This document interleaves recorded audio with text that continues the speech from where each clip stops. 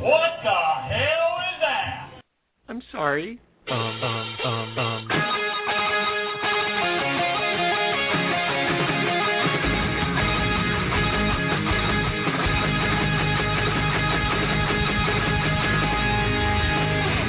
Well...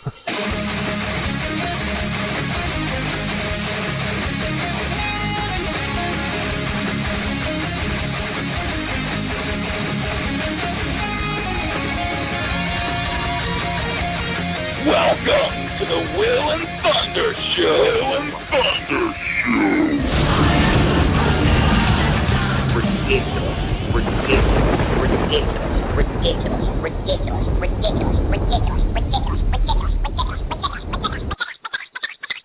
Welcome to the Will and Thunder Show.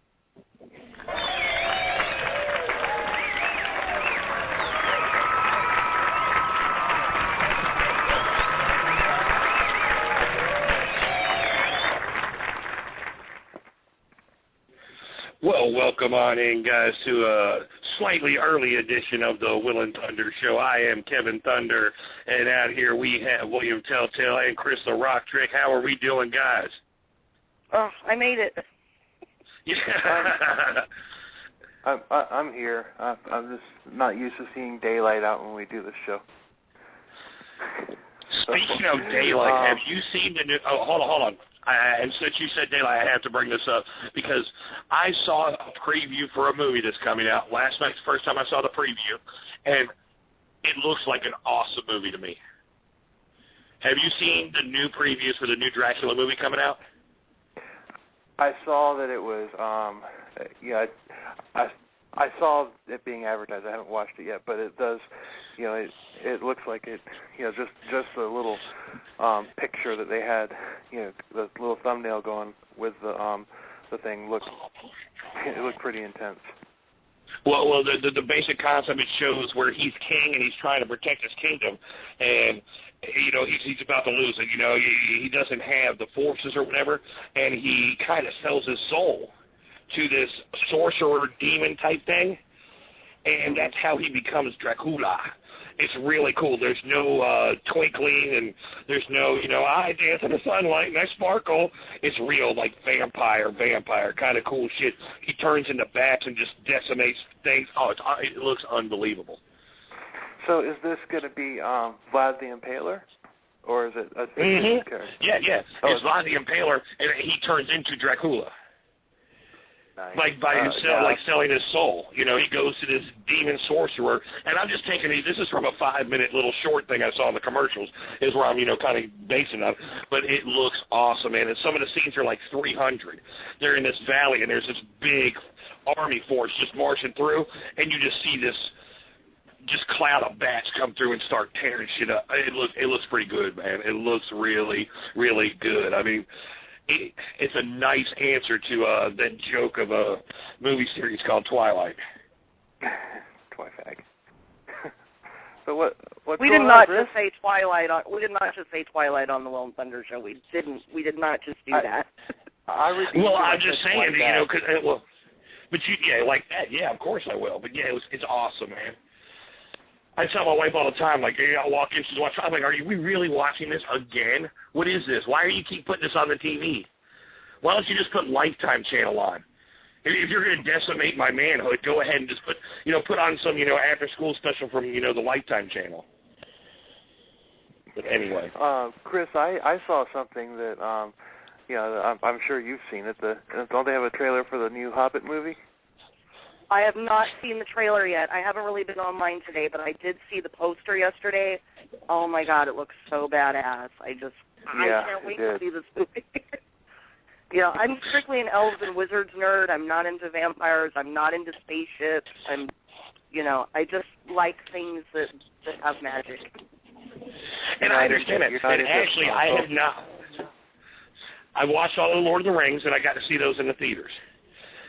You've never seen Lord of the Rings in the theater? Huh? You've never seen Lord of the Rings in the theater? You've not lived? No, No, I saw all three of them, but I did not get a chance to see the Hobbit movies in the theater. So I have held back, and I have not watched them yet until I can go ahead and when it comes out, I'm going to get this set, and I'm going to sit and watch them back to back to back because The Hobbit's a great book. You've got to see them in 3D. You have to. You Well, have to see the movies in 3D in the theater. Oh my God. I'll rent a TV. I'll rent a 3D TV. And look, I've got a huge TV in my living room. Well, what about a 3D TV? I don't have IMAX in my house or anything. It's not as big as the theater. If you sit close enough, it is.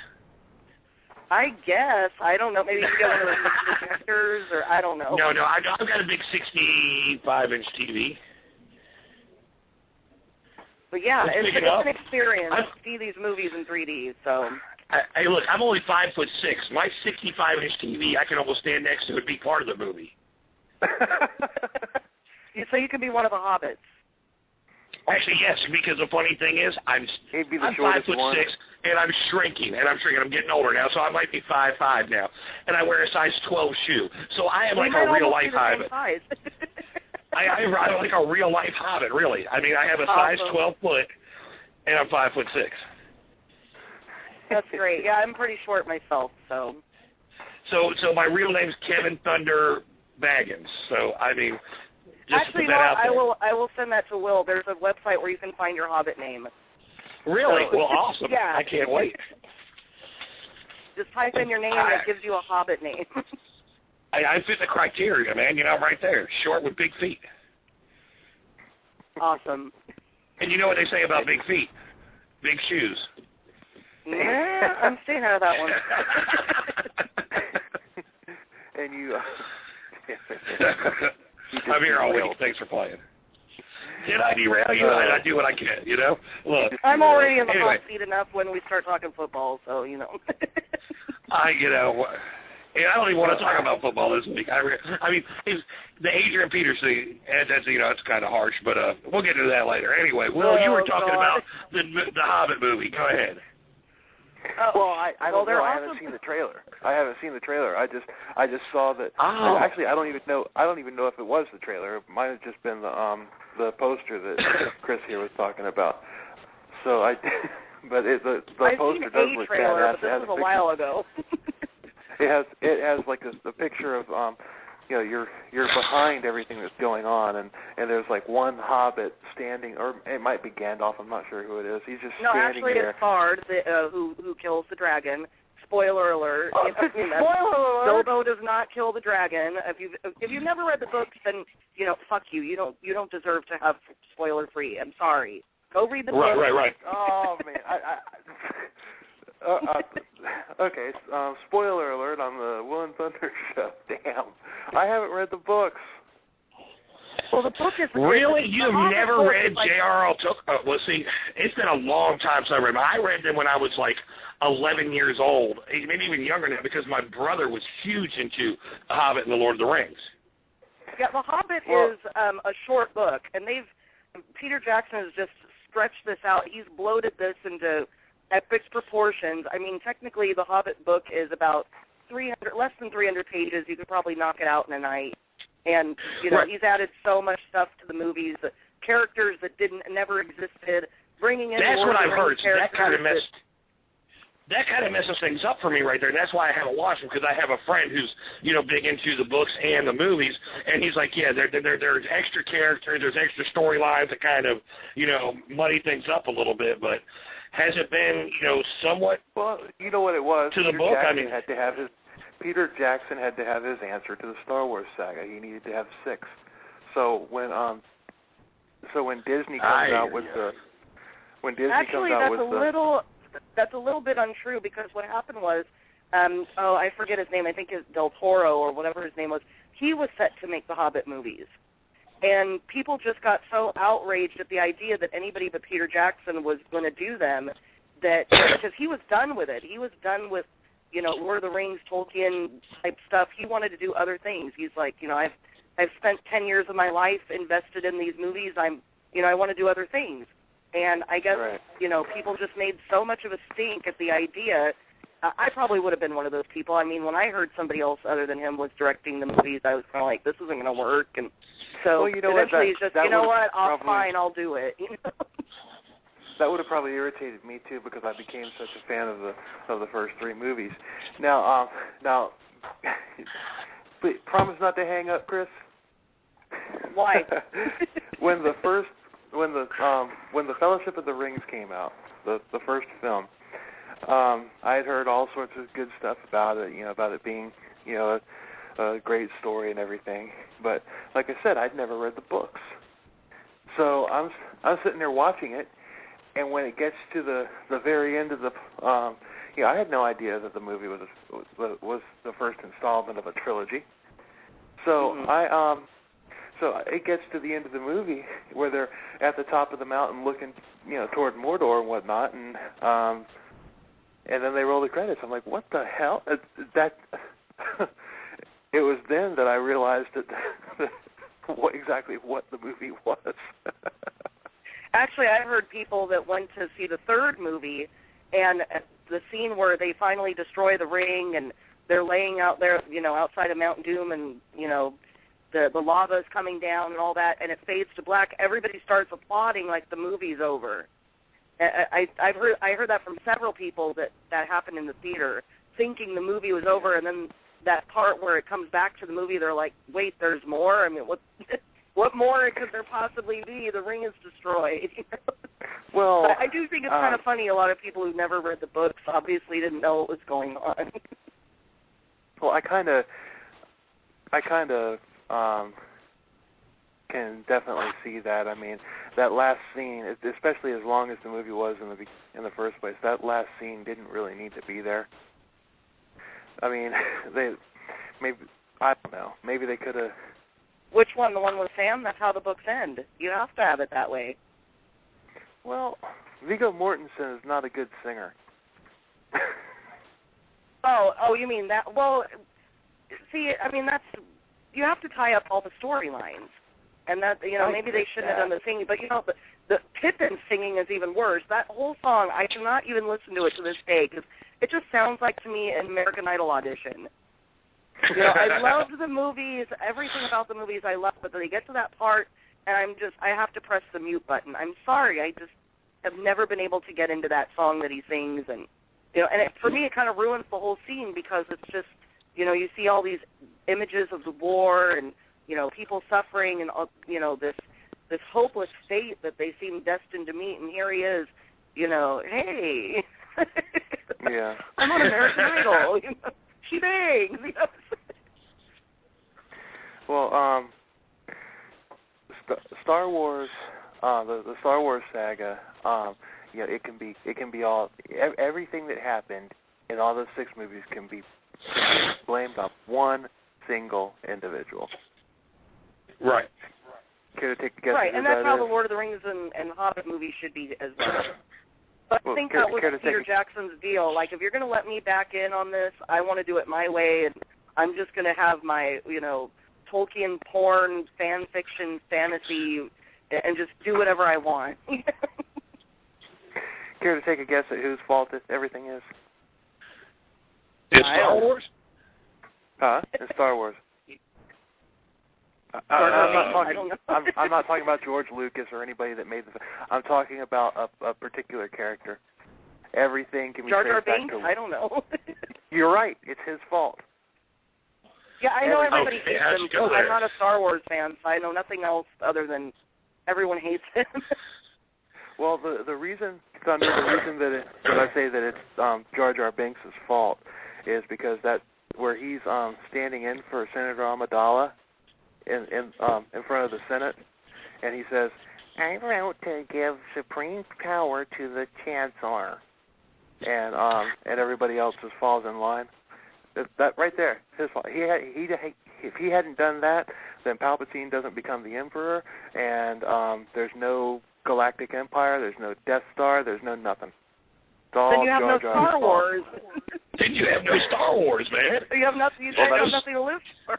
It's like we have no Chewie. Exactly. And look, and then the coolest robot of all time will be that stupid one from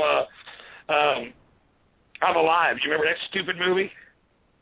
Which one? Short Circuit. The coolest robot of all cinema would have been Short Circuit. I'm an 80s Alive. kid. Of course I remember those movies. No, man.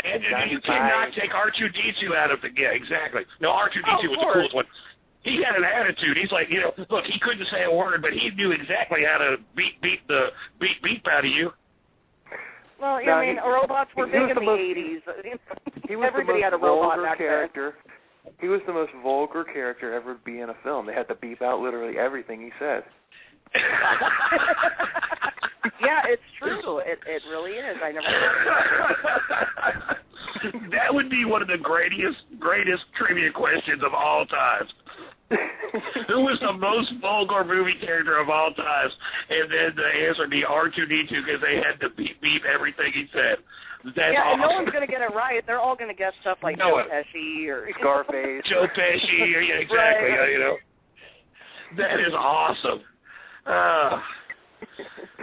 Oh, well, by the way, to anybody who might be listening for the first time, we are a metal show. Hey, Lord of the Rings is metal, okay? And if you don't think so, then you... You've never been to Comic-Con. Look, you've never been to Comic-Con or anything like that if you don't think that Lord of the Rings is Star Wars. It's not metal. Because you will see people walking around in as a stormtrooper and a Disturbed shirt on top of it. If you do not think Lord of the Rings is metal, you need to go listen to Battle Lore because their entire music is about Lord of the Rings. They pretty much made an image off their entire musical career is Lord of the Rings. Their songs are all about Tolkien and Lord of the Rings, and it's great. I do agree that it's metal, but I mean if we got somebody new listening, they might be thinking, they're just talking about Star Wars and Lord of the Rings. Well, we're nerds too, Well, hey, look, man, I'm not a nerd. I'm a dork, man, but I'm the coolest dork you'll ever meet. Coolest topic. Chris, tell us about our guest tonight. Who will be joining us at the top of the hour. Yeah, I'm so stoked to have this band on here. A Sound of Thunder. They were my pick at Sonic Cathedral for the band I thought was going to do great things in 2014. Everybody on the staff had to pick a band back in 2013 when we made our picks for albums of the year and such like that. There was a section there where we made predictions on what band we thought might go on to do great things or make an impact in the following year. And for me, my pick was A Sound of Thunder because, let me tell you, they are, we're always complaining about how there's no talent in the U.S. anymore as far as metal is concerned. They are totally busting that myth down and showing that there is talent out here, that you just got to look for the diamonds in the rough.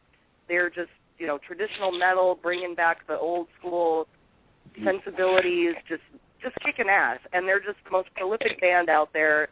They're releasing albums practically every year. When I interviewed them last year for their previous album, they were already in the middle of thinking through this one that just came out. So, and they're already talking about album 5, They're fucking awesome, too, man. I mean, I listened to them today. Pardon my language right there. I didn't need to bring that out at the beginning of the show, but, man, I was listening to them today. And the thing is, there's not a track that I listened to today. Not a track. And I didn't just listen to the album that they just released. I listened to a bunch of their stuff from the past up to what's now. There is not one song so far that I've heard that I'm like, well, I can live without that one. No, I'm like, man, again, every song's powerful. I'm telling you. Oh, my God, there is no filler in there at all. And look, last year they put out 2 albums. They put out a full-length and an EP. That's how I actually caught wind of them, was from their EP. And then, of course, a couple months later, the full album came out. I mean, they are always constantly working. They're always thinking up new ideas and, new songs, new ideas for songs. I know from their Kickstarter campaign that they had last year that they're going to work on an EP of cover tunes. So even while they're in the middle of this album and promoting it, they're already thinking ahead to album 5 and this EP of covers, and they're just on fire. They never stop, and I just love to see that in bands. So many bands these days, it's just they take 3-4 years to make an album, and a lot of the time they don't even progress in the way that a band like A Sound of Thunder has. A lot of the time they just do the same old stuff, and, you know, oh, well, this is great, but it's, you know, the same thing you kind of did last time, and, you know. And another thing to go into their work ethic right there is I was reading up on them, and, you know, they go into and they raise all their own money. And every time that they go out there and they set a goal, look, man, we want to do this album, this EP, and we want to raise $8,000. That's, you know, that's where our goal is. And they go above beyond. It was like $1,300 that time. And then last one, they did even bigger and better than that. And it's like, that's what it takes to be a musician these days. You got to put your feet to the ground, and you got to do some things, man. You can't just put a song up on YouTube and be like, oh, here I am. They're actually out there. They're pounding the pavement. They're playing gigs. They're raising money, and they're going in the studio, and they're working with real studio guys, man. They're not finding the cheapest one in their town. They're working with, I mean, professionals, and the result is professional. It's unbelievable. Yeah, and, you know, and it says a lot about being a fan in this day and age, too. You know, it's more than just going to the gigs, or, you know, sometimes you got to put your money where your mouth is. If you believe in a product, you got to back it up. And me personally, even though I'm, you know, a professional and, you know, I interview this band professionally and all that, I am a fan. And when they did their Kickstarter campaign, I did donate money because I do believe in their music that much. I do think that there's somebody out there who's making an impact, and I, you know, want to help them any way I can. And, That's you awesome. know, it's not often that I say, you know, anyone who knows me will tell me I'm very wary of buying things online or doing any online purchases. But for this, I, you know, did whatever I could to try and make it happen because I really do believe in their music that much. I really think that they are a talent out there that more people need to know about, and whatever it takes for me as a fan and as a listener to help them, you know, find their audience in more places, I'm all for that. Well, yeah, that's one thing. You know, when you came on the show originally, it was all about, you know, the femme metal and this, that, and the other thing. Well, the one thing I want people to know is this is not just about femme metal. This is real. This is just about metal. It's about real music here. And yes, they have a female singer, but they are so talented. It's not about that. I mean, this is about finding real metal and real music in America, you know, and abroad. Don't get me wrong here, but, I mean, this band right here just shows that, no, we're not dead. You know what? Yeah, Europe might have the market on it right now, but watch out because, you know what? We're still here. And they're unbelievable. We do have homegrown talent. It's just the problem is looking for it and being able to find it, and, you know, it is there. And that's, you know, that's always been my philosophy about music. If anything you want is there if you want to look for it. If you're willing to put the effort in to find it, it's there. So, you know, a lot of people who bitch and complain, oh, there's nothing to listen to, there's nothing good out there. You're not trying hard enough. Yeah, open your horizons a little bit. It. That's right. Open your horizons a little bit, for one thing, and then put some effort into it. I mean, yeah, back in the 80s, you know, late 70s, early 80s, through the 80s, it was all out there. It was thrown at you. Don't get me wrong. Right, yeah, well, you know, that was easy. Let's face it, we don't have, I mean, back in the day, the primary way to find music back then was radio or MTV, and we just don't have that anymore. If you're expecting radio or MTV or whatever the equivalent of that is these days to turn you on to new music, you're not going to find it. So, you know, you have to put a little effort out there to do it. Back then they had the, you know, I mean, I hate countdown shows because it's the same 20 songs that they've been ramming down your throat all week anyway. But there was a show back in the day called the Z-Rock 50, and it came on every Sunday night, and it was like the top 50 metal songs, and we just lost Chris. Her phone cut out or something, but anyway, Thunder, do you remember the Z-Rock 50? I don't remember so much the Z-Rock 50, but one thing I do remember back then, which was a big thing, especially in the era that we grew up, was not only, you didn't just have regular radio. One thing that we're kind of having a resurgence on with this internet radio, it's kind of like what we had back in the day with college radio. That's true. So in college radio, you got to hear a lot of stuff that wasn't played on the, you know, regular radio because, you know, it's all right, well, look, we got some freedom here. Let's go ahead and play our music. Let's get some new stuff out there. That's kind of like what, you know, what we do here. Is it gives us a, you know, a platform. Yeah, you can go turn on the radio and hear, you know, Blake Shelton or Justin Bieber or Pink or whatever. Or you can go to the internet and you can find people like, Jay Gore we met last week. Right. Dave, we get to meet a real, I'm sorry about that, guys. I lost you for a minute. My phone just turned off. I swear I need a new phone because this phone just turns off at inopportune times, even when it's fully charged. So sorry I lost you guys for a second there. Oh, it's okay. Technical difficulties are part of our show right there. As a matter of fact, we take 10 minutes time of every show and we base it on technical difficulties because we know they're going to happen. Because we are the Spinal Tap of the radio waves. Oh, speaking of spinal, we'll actually do that segment this week because there's a picture of the singer Nina. How do you pronounce her last? Hello, Chris. What's her last? Yeah. Osegueda. Osegueda. I'm Latina and I can't pronounce it. Osegueda. Look, my best friend's Latino, and I grew up, in and out of his house. And I should know a lot more Spanish because they talk around me all the time in Spanish. But I've got the accent down, so we're going to try and go with Osegueda. Yeah, I think you're right on that. You got to roll the Cueda right there, like a quesadilla. Yeah, I've heard her pronounce it, so I'll just let her do it. Yeah, exactly. Well, that's like when we've had bands on from, like the bands from Finland or the band we had from South Africa. Some of the names there, you're like, okay, well, it looks like this, but I understand there's an accent to it. How do I pronounce this? And what I thought would be right would be completely wrong. Yeah, actually, it's a running joke that I have. If I can pronounce your name, I don't listen to your band, pretty much. Pretty much everything I listen to is from overseas, so it's like, I'm so exactly. That's a good thing to have. That's a good philosophy to have. It lets you off the hook with a compliment.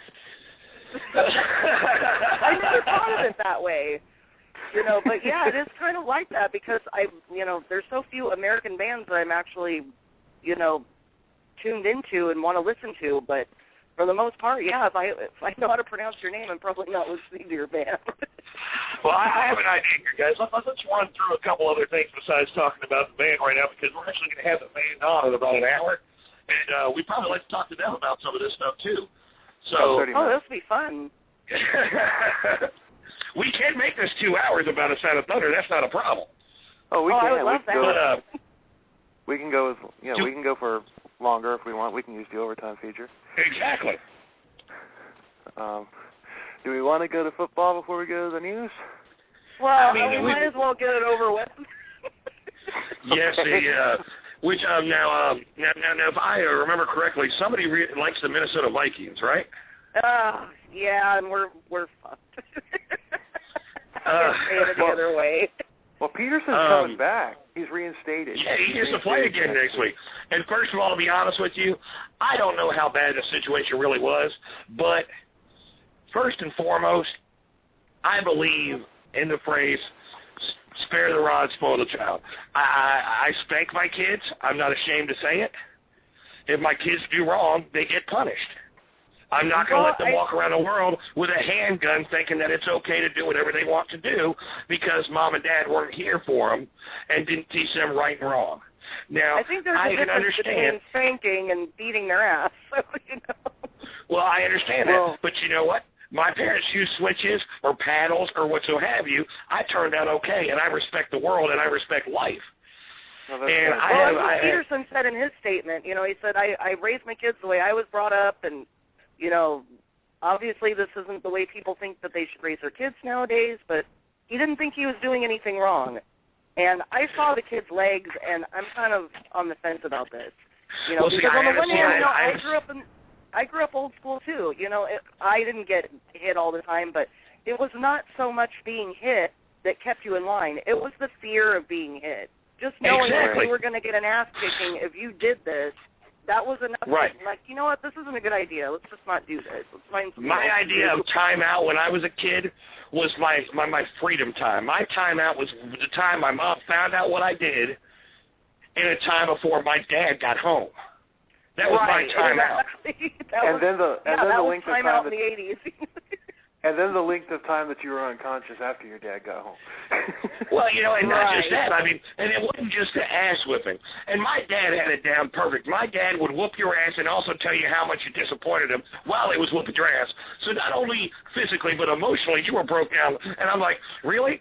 Look, all I did was break a glass. I mean, and that's a joke, but anyway. But literally, I mean, that's the way life was. And I have a story. My son, my youngest one, who's 11 years old now, was about 2.5, 3 years old. And we're coming out the grocery store. I was a single dad at this time. So I had my 3-year-old and my 5-year-old with me. The 5-year-old's pushing the cart. I'm holding the cart and holding my youngest son's arm. He yanks away from me and runs out straight into the parking lot and comes within inches of getting hit by a car. So I run out and grab him by the arm, and I swatted him on the butt. And I said, do not let go of my hand again. And an older lady looked at me and said, you shouldn't hit your kids. I said, you're right. I should let the car hit them instead. Nice. And see, this is where I'm on the fence about this whole situation. I'm on the fence about this because, to an extent, I feel this is something that's between the families.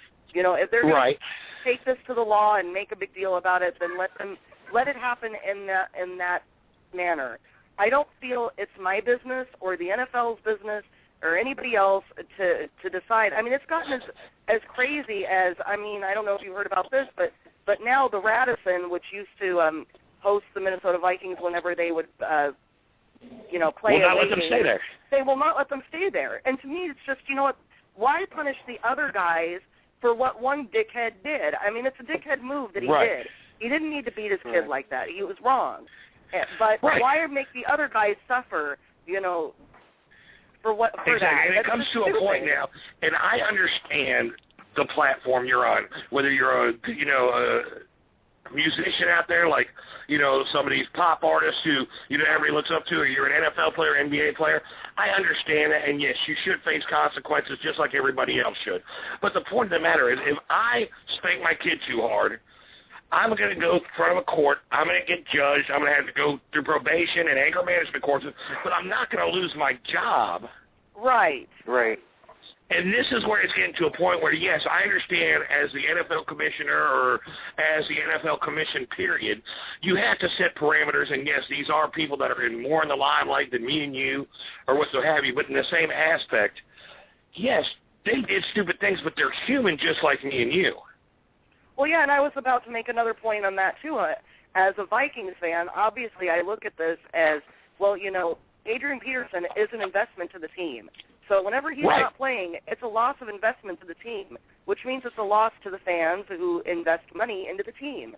So everybody's losing when somebody's not playing. I mean, that doesn't justify keeping him on, but there's that problem there, too.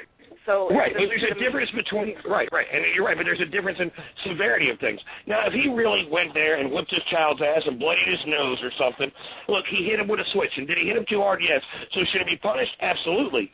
But should he lose his job?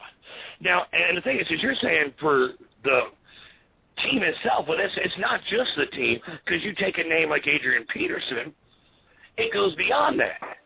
You're talking a whole company, the whole NFL, who relies on people like Peterson, who's a superstar, to promote things. And that's Monday Night Football or Thursday Night Football. Jersey sales and all that. What I found out, because at first I was on the side of the coin of the fence where it's like, Jesus Christ, I got my ass whooped when I was a kid too. There were welts left all over me. But then I see he's being accused of another thing where his older kid, actually his younger kid, has a scar on his face from allegedly being hit by Peterson. If that's true, okay, that's then it's over and done with. It's over and done with, and I agree with you. I mean, as I said, and there is a difference between abusing your children and a difference between take care of business and treating your children and raising them the right way. Look, I would never hurt one of my kids. Never. Right. I would never put a scar on them. You look, and I have left handprints on my kid's backside. I've done it. Of course. Am I there is a difference between a spanking and, beating the kid in an inch of his life. I mean, Peterson's a big guy. Right.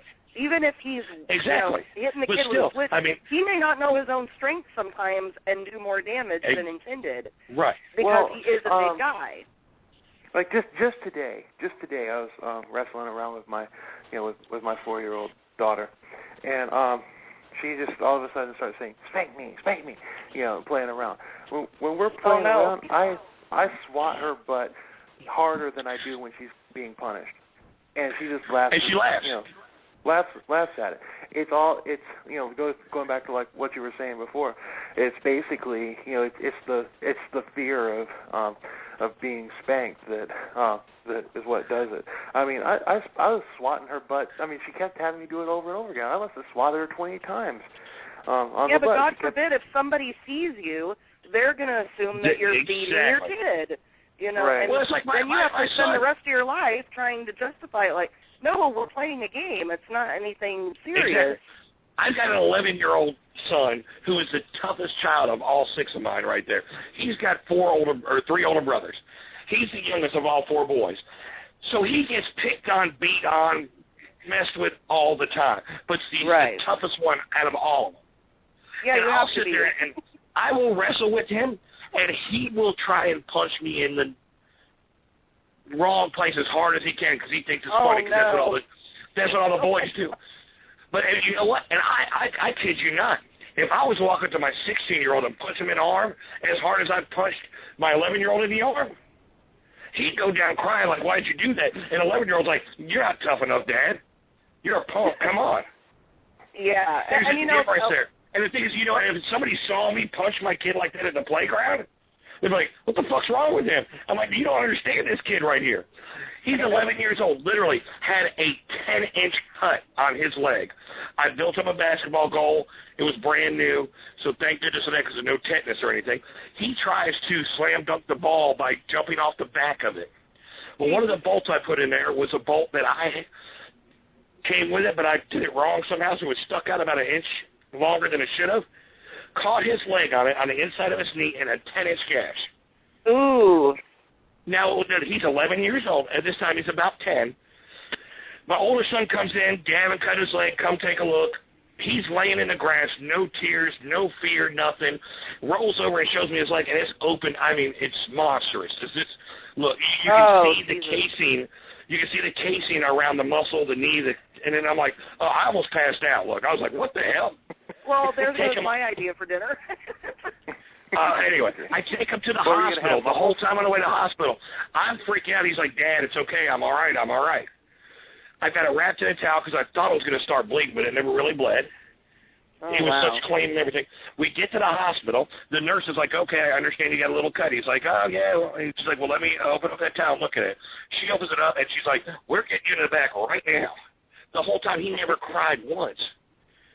Not one time. He's the toughest thing I've ever seen in my life, and it's because, being in that lifestyle, And, I mean, he's just tough. He's just tough. But some kids are like that. Some kids are completely fearless and just have no, and then other kids, any little thing, they fall apart. It's just, when I was growing up, my sister who was in age after me, she was a freaking daredevil. She would break her arm, standing on shit, and she was the most accident, to this day, she's the most accident-prone person I've ever known. And just we need to hook her. How old is she? Because I know a guy. She just turned 30, so yeah. I've got a guy that they'd be perfect together. They could match scars and broken bones, trust me. She's the only person I know who could be standing still and have an accident and break bones. Let's just put it that way. Will. Hold on 1 second here. Will, who do you know that's very close in my life that does the same thing? Your brother. Exactly. My little brother's about 35 years old right now and has had 12 orthopedic surgeries. Jesus. And he never rode a dirt bike, never skateboarded, never did anything extreme. He was just born in a box that said fragile hands with care, and they dropped it. Oh, my God. Yeah, see, and I've had 5 surgeries, and I'm the most, but I've had them because of medical problems. But as far as that goes, I've never been a daredevil. I've always been cautious and no, we shouldn't do that. And then here she is. Let's stand on this stool that has one leg. Let's try and do a backflip right now. Why? Right. Why would you do that? There's no swimming pool or any padding. Oh, I just want to see if I can do it. Why would you do that? I like to watch the extreme sports, but I will never, a part of me will never understand its appeal. It's just why, as an able-bodied person, would you want to damage yourself? Why? It just doesn't make any sense. It's like, in my opinion, jumping out of a perfectly good airplane. Right. I don't understand that concept. If the plane can land, I'm landing with the plane. And I understand that, and you're crazy. But anyway, I mean, if the plane's going to crash and you got a parachute, look, my options have changed here. I've got a better option of making it with the parachute at this point in time. That's why I'm using a parachute. But if the option's better of you putting the wheels on the ground and me getting off and going to do what I was planning on doing, that's what I'm doing. Once you get down, after jumping out of the crashing plane with a parachute, you're going to be like, damn, that was fun. I want to do it again. No, see, I'm not that person. I look at myself as I would be like that, oh God, that one person where, only 1% of people have ever died, and then I'm now one person. Exactly, and I'm the same person. You've heard. I'm Irish. I love everything Irish. The only thing I don't like about Irish is one thing. What do they call it when things go wrong? Murphy's Law? Exactly. Well, it's not a law for me. It's a lifestyle. Yeah, and Murphy's Law is not. And here's the deal. You never break that law. I will never win the lottery, but if I go jump out of a plane one time, I win that lottery. And the whole way down when my parachute is not open, I'm not only thinking to myself, am I going to die? But you know what's going to make me even madder? I paid for this. Exactly. Or if I have that kind of luck where I would live. I jumped out of the plane and my parachute doesn't open and I live, and now I have a head in a fish jar, See, that's actually what would really happen to me. I bounce, and then I'd be mentally cognizant enough to understand what I did, and still drool on myself and not be able to tell anybody. Yeah. I wouldn't even be able to be like, dude, I just drool on myself, and they'd feed me once in a while, and I'd be in my head the whole time going, really? I'd be like the guy on One, the video of One where he just nods his head, and he's trying to say, kill me, and no one would know what I was saying. That's my luck right there. And like, well, why does he keep nodding his head? Oh, it's just a tick. It happened when he bounced off the ground. Dumbass jumped out of an airplane. That's good radio. I don't care who you are. I'm telling you right now, that's good radio right there. I don't care who you are. We ain't talked a bit about metal music on this metal show tonight, but it's been great radio. You just mentioned One. You talked about metal. We did it. All right. I know. All right. Well, anyway. We're not talking about the metal plate that'll be in my head after I bounce off the ground, but anyway. Well, God bless America. Look, I'm in tears over here right now. I have one more thing to say about on the subject of football, and then we'll go to the metal news. And this has to do with our team, Thunder, the Miami Dolphins. Oh no, we suck again. I know, man. Look, I'm telling you what, to bring those two things together, because, you got to have transition in radio, to transition from one to the other. So once I jumped out of the airplane, bounced off the ground, I'd have to have a helmet to live again. So then we went to football with helmets. But the Dolphins looked like garbage this week, from what I understand. I haven't even watched the highlight. I don't even want to know. And no Sean Marino. And guess what? Sean Marino's out for a month. That's what I heard, man, and he was looking so good. Mm-hmm. Mercy. Anyway, let's do the news. I know.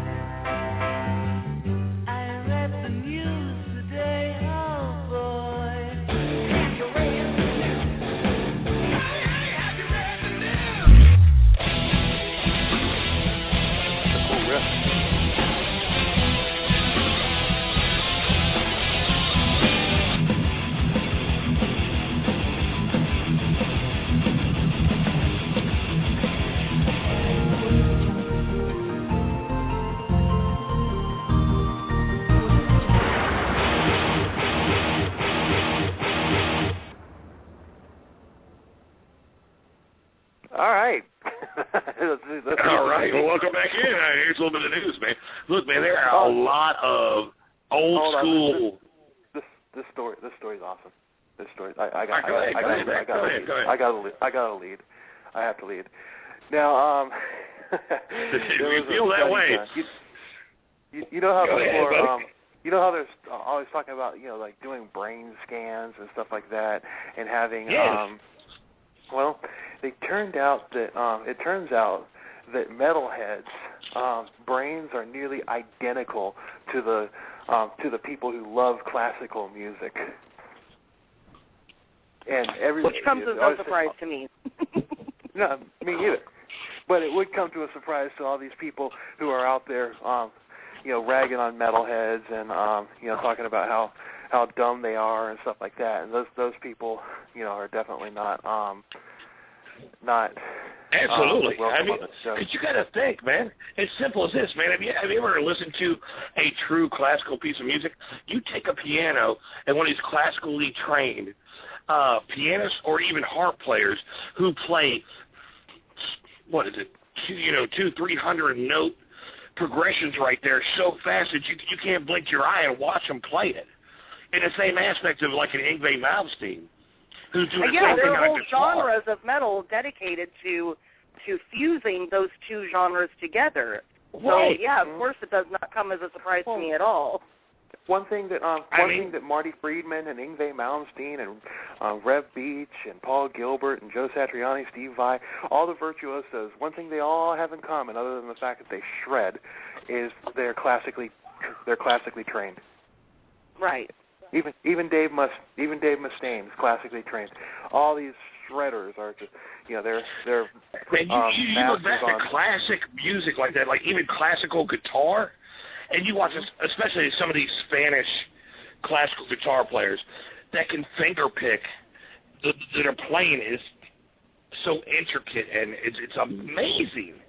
It doesn't surprise me at Speaking all. of finger picking, how about remember the guitar player from War Drum? Oh yeah, no pick at all. That guy And look, man. That guy's that's amazing. amazing. That guy's better using his fingers than most people are using a pick.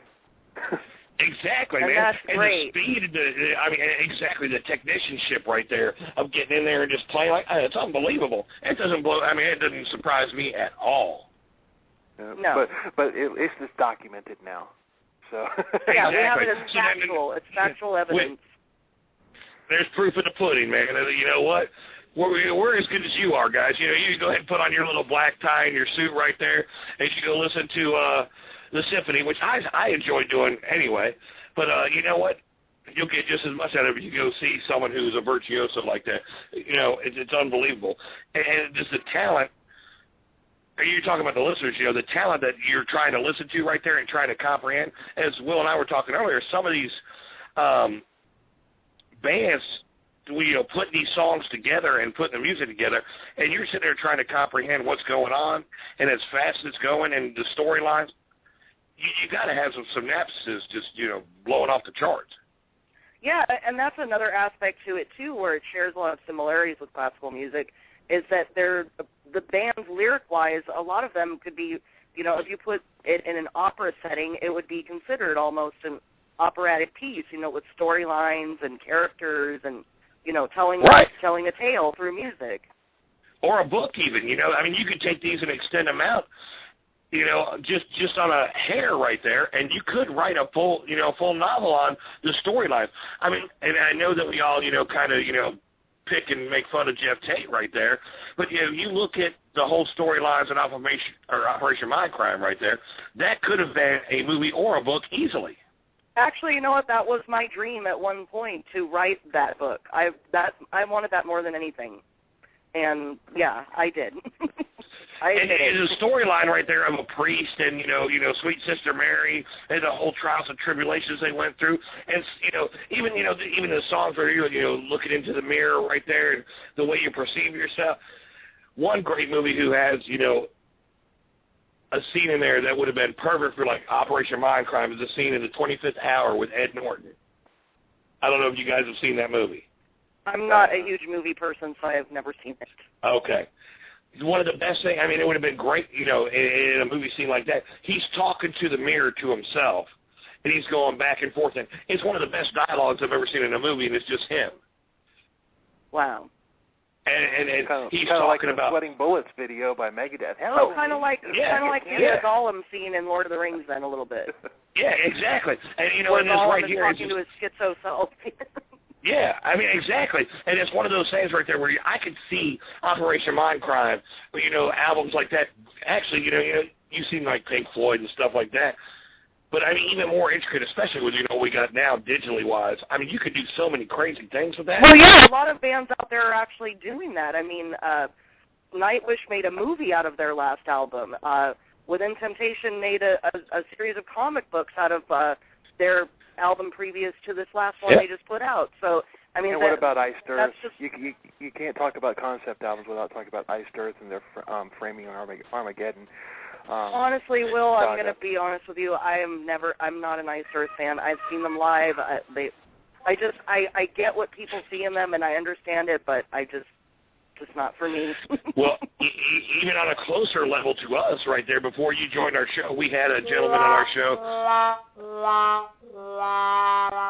Ow.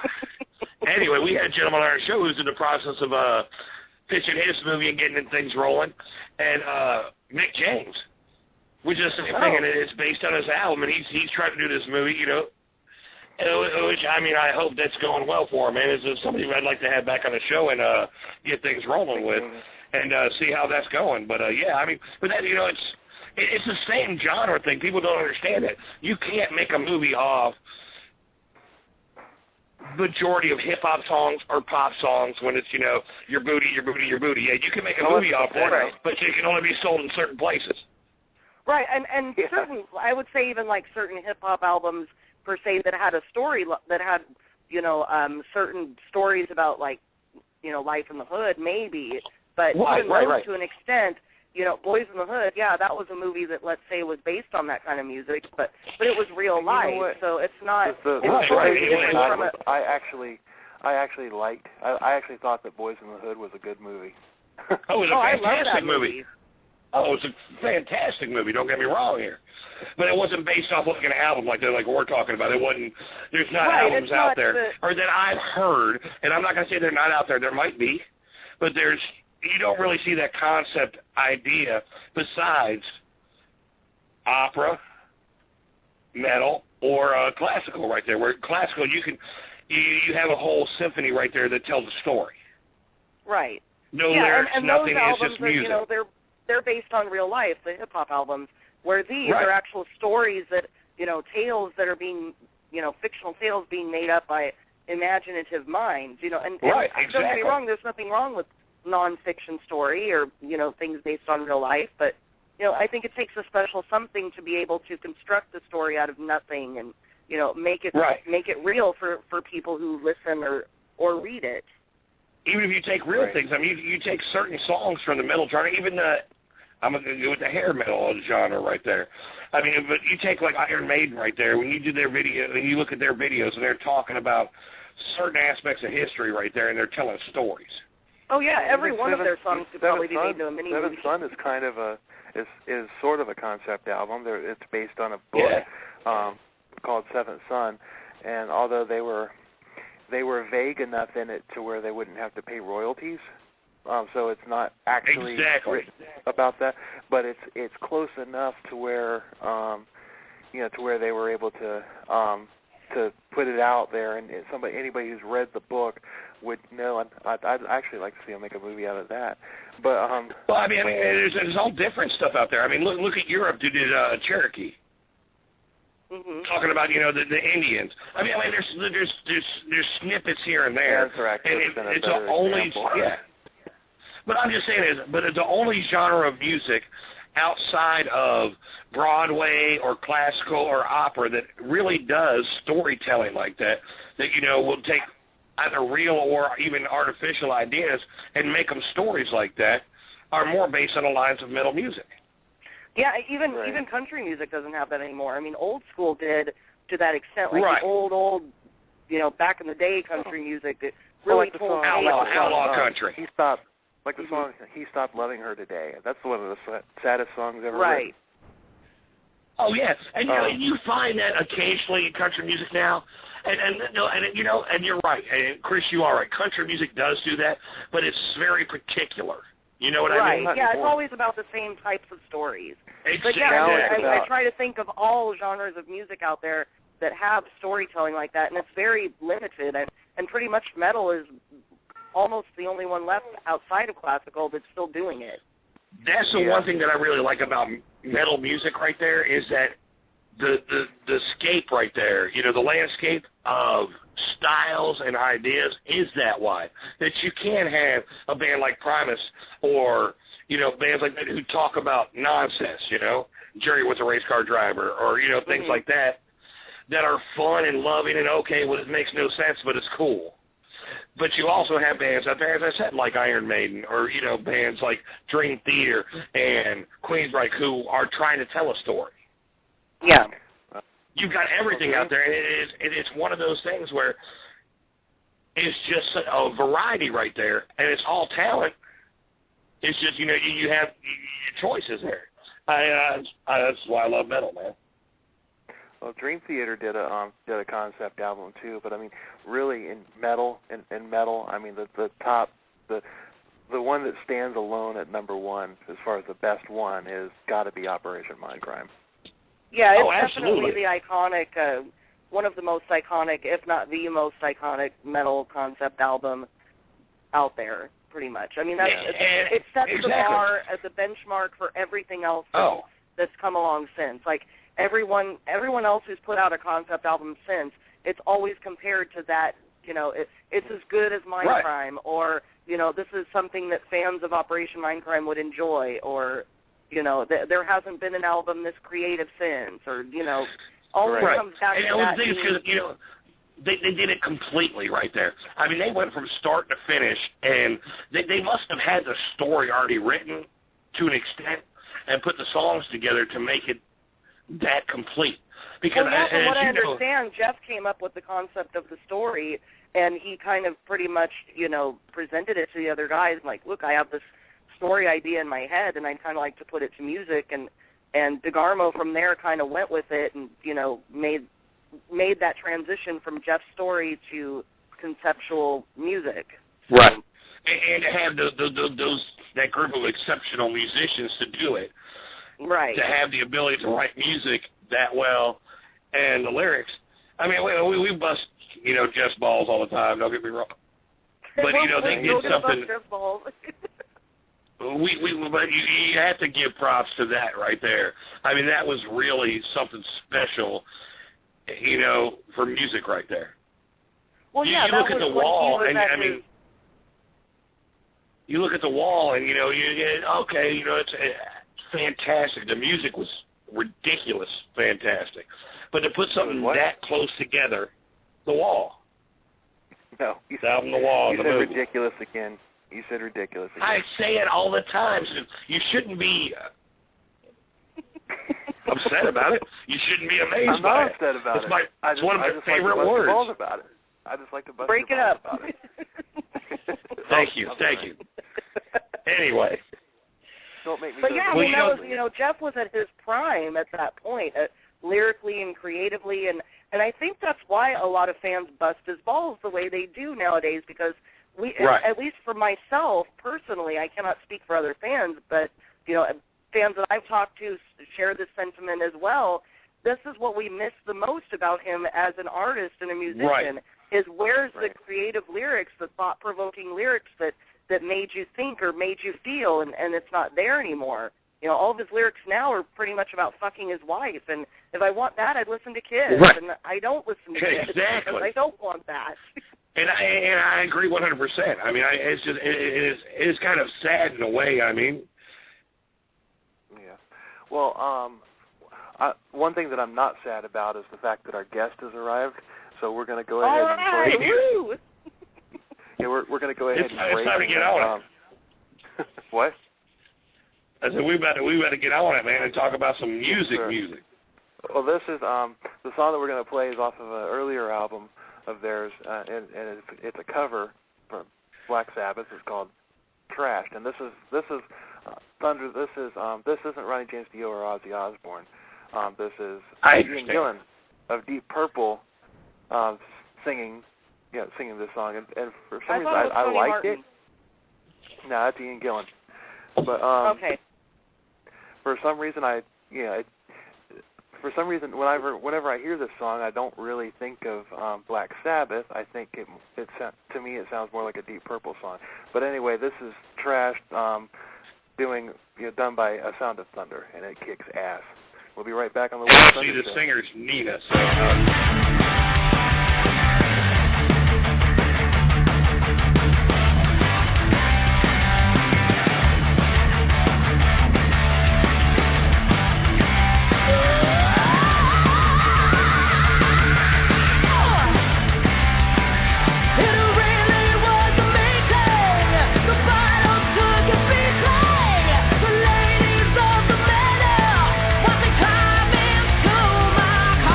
Going down a track.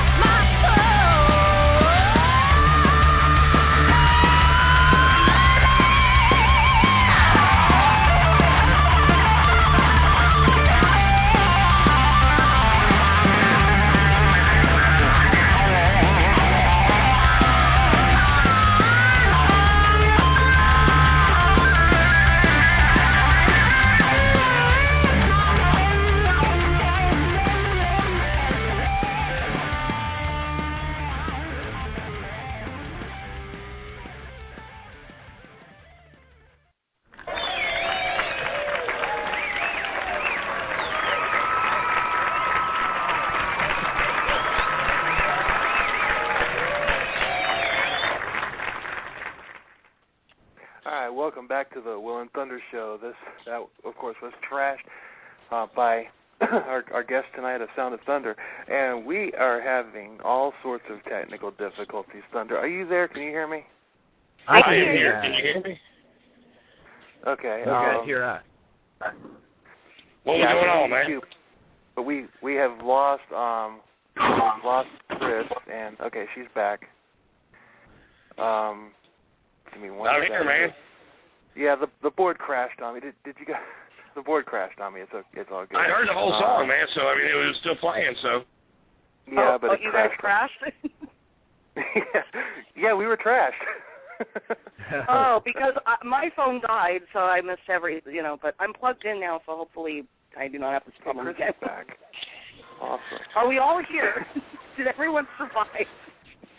Yeah. I think we're here. Can you guys hear us okay? I can hear you, yes, sir. So that would be Josh right there, I believe. This is Josh. Hello, everybody. What's up? Welcome in, Josh, man. Welcome into the Will and Thunder show. Is Nina out there? I'm here. Welcome in, man. Look, guys, man, that rocked ass right there, man. Good job, guys. Thank you. Thank you. Well, let's say welcome to the Will and Thunder show, man. Let's get to know you guys a little better, man. Okay. So tell us a little bit about yourself. You guys have been together approximately since about 2008, 2009, somewhere around there is when you guys started this thing? Somewhere around there, the drummer and I, Chris Haren's our drummer, he started the band with me back in 2008, but we didn't really get going until we met Nina at the end of 2009. So it's been about 5 years. And you guys haven't quit since then? Hell no. We're here to make music, so we make as much as we can. Well, I'm going to tell you one thing. You're not just making music, you're making great music, by the way. Oh, Thank you very much, guys. Thank you. Now, did you Yeah, guys I was reading your bio. Go ahead, Will. Did you guys have an original singer before Nina came around, or were you guys still just in the rehearsing and writing songs phase? We did. We had a guy named Nathan Matzinger who was our singer for maybe 6 to 9 months, and we did play one show with him, and we had about 6 or 7 originals at the time, and but it was like real half-baked. We were not ready for prime time, and then he was on the run from the law, right? Yeah, That's so metal. He ended up going on a cross-country road trip. He was supposed to come back. He ended up wrecking his car, and he got arrested for being a minor in possession of alcohol, and then he skipped his court date and ran off to California, and we never heard from him again. Wow. Nice. Well, that's about as rock and roll as you get right there. On there, actually. That's why I love telling that story, because it's totally rock and roll. That's so VH1 right there. That kind of reminds me of a singer that Thunder and I knew from back in the day. This guy, and I'm not going to name any names, but he actually got put into a federal prison because he attempted to rob a bank using a cell phone. Oh, my God. I love this idea. Was there like a picture of a gun on the phone? Because that would have been great. Or no, was it one of those old block phones from the 80s that kind of looks like a gun? Hey, look, I'm going to throw this at you if you don't give me the money. It's a Nokia. It's a Nokia. It'll make you bleed, I promise. I love you guys already. Give me your money, or I'm going to throw this phone at you, and it'll hurt really bad. Hey, a Nokia, that'll break some bones. Exactly. But anyway,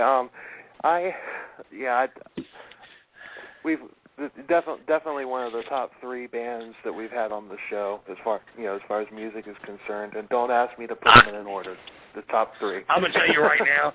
Listen, today, guys. The last couple of days I've been sitting here and I've been listening to your music right there, and I went on YouTube and I was just hitting buttons and like, all right, let me hear this song. Let me hear this song. You guys are one of those bands where, man, it's all good.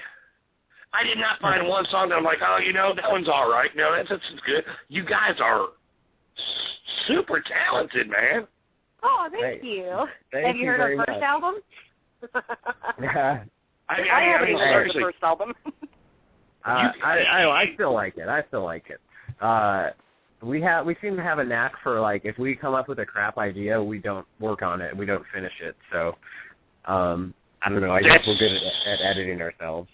Oh, the rush philosophy. And that's so key right there, man. Even if you know, one guy comes in, oh man, I got this idea right here. Listen to this bass line right here. Like, oh, yes, that's all right. And you guys try and work on something that just never gels. Man, sometimes bands will push and push and push. And you find a lot of bands out there with CDs that have 5 great songs. The other 5 are like, it's all right, you know. Or a lot of bands that have about 25 bonus songs plus the 11 or 12 that they put on the album. Right, you know. And the thing is, if you're going to do it, man, put out a 10-song album right there and make every one worthwhile right there. I love that idea right there. And it's like, look, man, there comes a time where, look, this doesn't work for me. Let's do something that's going to work for all of us. And you obviously guys have done that because the music is unbelievable. Oh, thank you. Well, I think I think the album should be the album, you know what I mean? Because we probably all came up on, Black Sabbath and Led Zeppelin didn't have, like, 4 bonus tracks and 10 unreleased tracks from their sessions when they put out albums. It was just like they did 8 or 10 songs and they were all good, and that's the way it was done. So yeah, as that's much money the way it should be. to record music, they better all be pretty damn good. That's, I think, how we feel about it. Well, right. Exactly. I was just saying that's the Rush philosophy because they say they don't have any bonus tracks. Their joke is always, God forbid if we ever died in a plane crash tomorrow, we have nothing to leave behind to our fans because whatever we don't use, we just toss it. Whatever is not on our albums, we don't use. That's it. Yeah, that boggles my mind because you hear about bands like, especially like Metallica and like a bunch of them will be like, oh, we've got 30 songs worked up. We're gonna go into the studio and we'll do the best 17 or something. I'm like, man, if you had the first 12 and they were good, why did you keep writing? Guys like Eddie Van Halen, who supposedly, he's just been sitting on mountains of stuff. They've been pulling riffs here and there that he's had since the 70s that they still use today in their music. So it's just mind-blowing to think of all this stuff that he's just sitting on that we've never heard. Oh, yeah. To me, that's like me taking and going and buying a 67 Chevelle and getting it exactly the way I want to, and as soon as they're done building my car, me telling them, don't wash it, don't spit and polish it, I don't care if it shines. Yeah, I wouldn't do that. Yeah. Exactly. So what you want to do is take your best of your best and make an album out of that. That's what and it seems to what you guys have done. Because as I said, I didn't hear one thing on there that I was like, I could live without that one. We tried. Like Judas Priest's Redeemer of Souls album. It's a great album, but the deluxe edition of it has like 18 songs on it, and while one of the bonus tracks is like really good, like up there as one of the best songs on the entire album, but like the other 4, it sounds why why even put those on? Exactly. Because But, so before we go any further, real quick, we've been talking, and we all have our own ideas how to pronunciate your last name, Nina. It's actually a lot easier than it looks. It's just Osegueda. Osegueda. See, I said Osegueda. Osegueda, yeah. Well, yeah, I was wrong. It's okay. A lot of people want to use that Q, that U, and they want to like put a Q in there. Nope, it's really and that's what I did. Osegueda. Osegueda. All right. Well, we got that out of the way. But anyway. So now, who are your musical influences, like vocally and guitar and whatever? Because when I was listening to the album intently to review it, I heard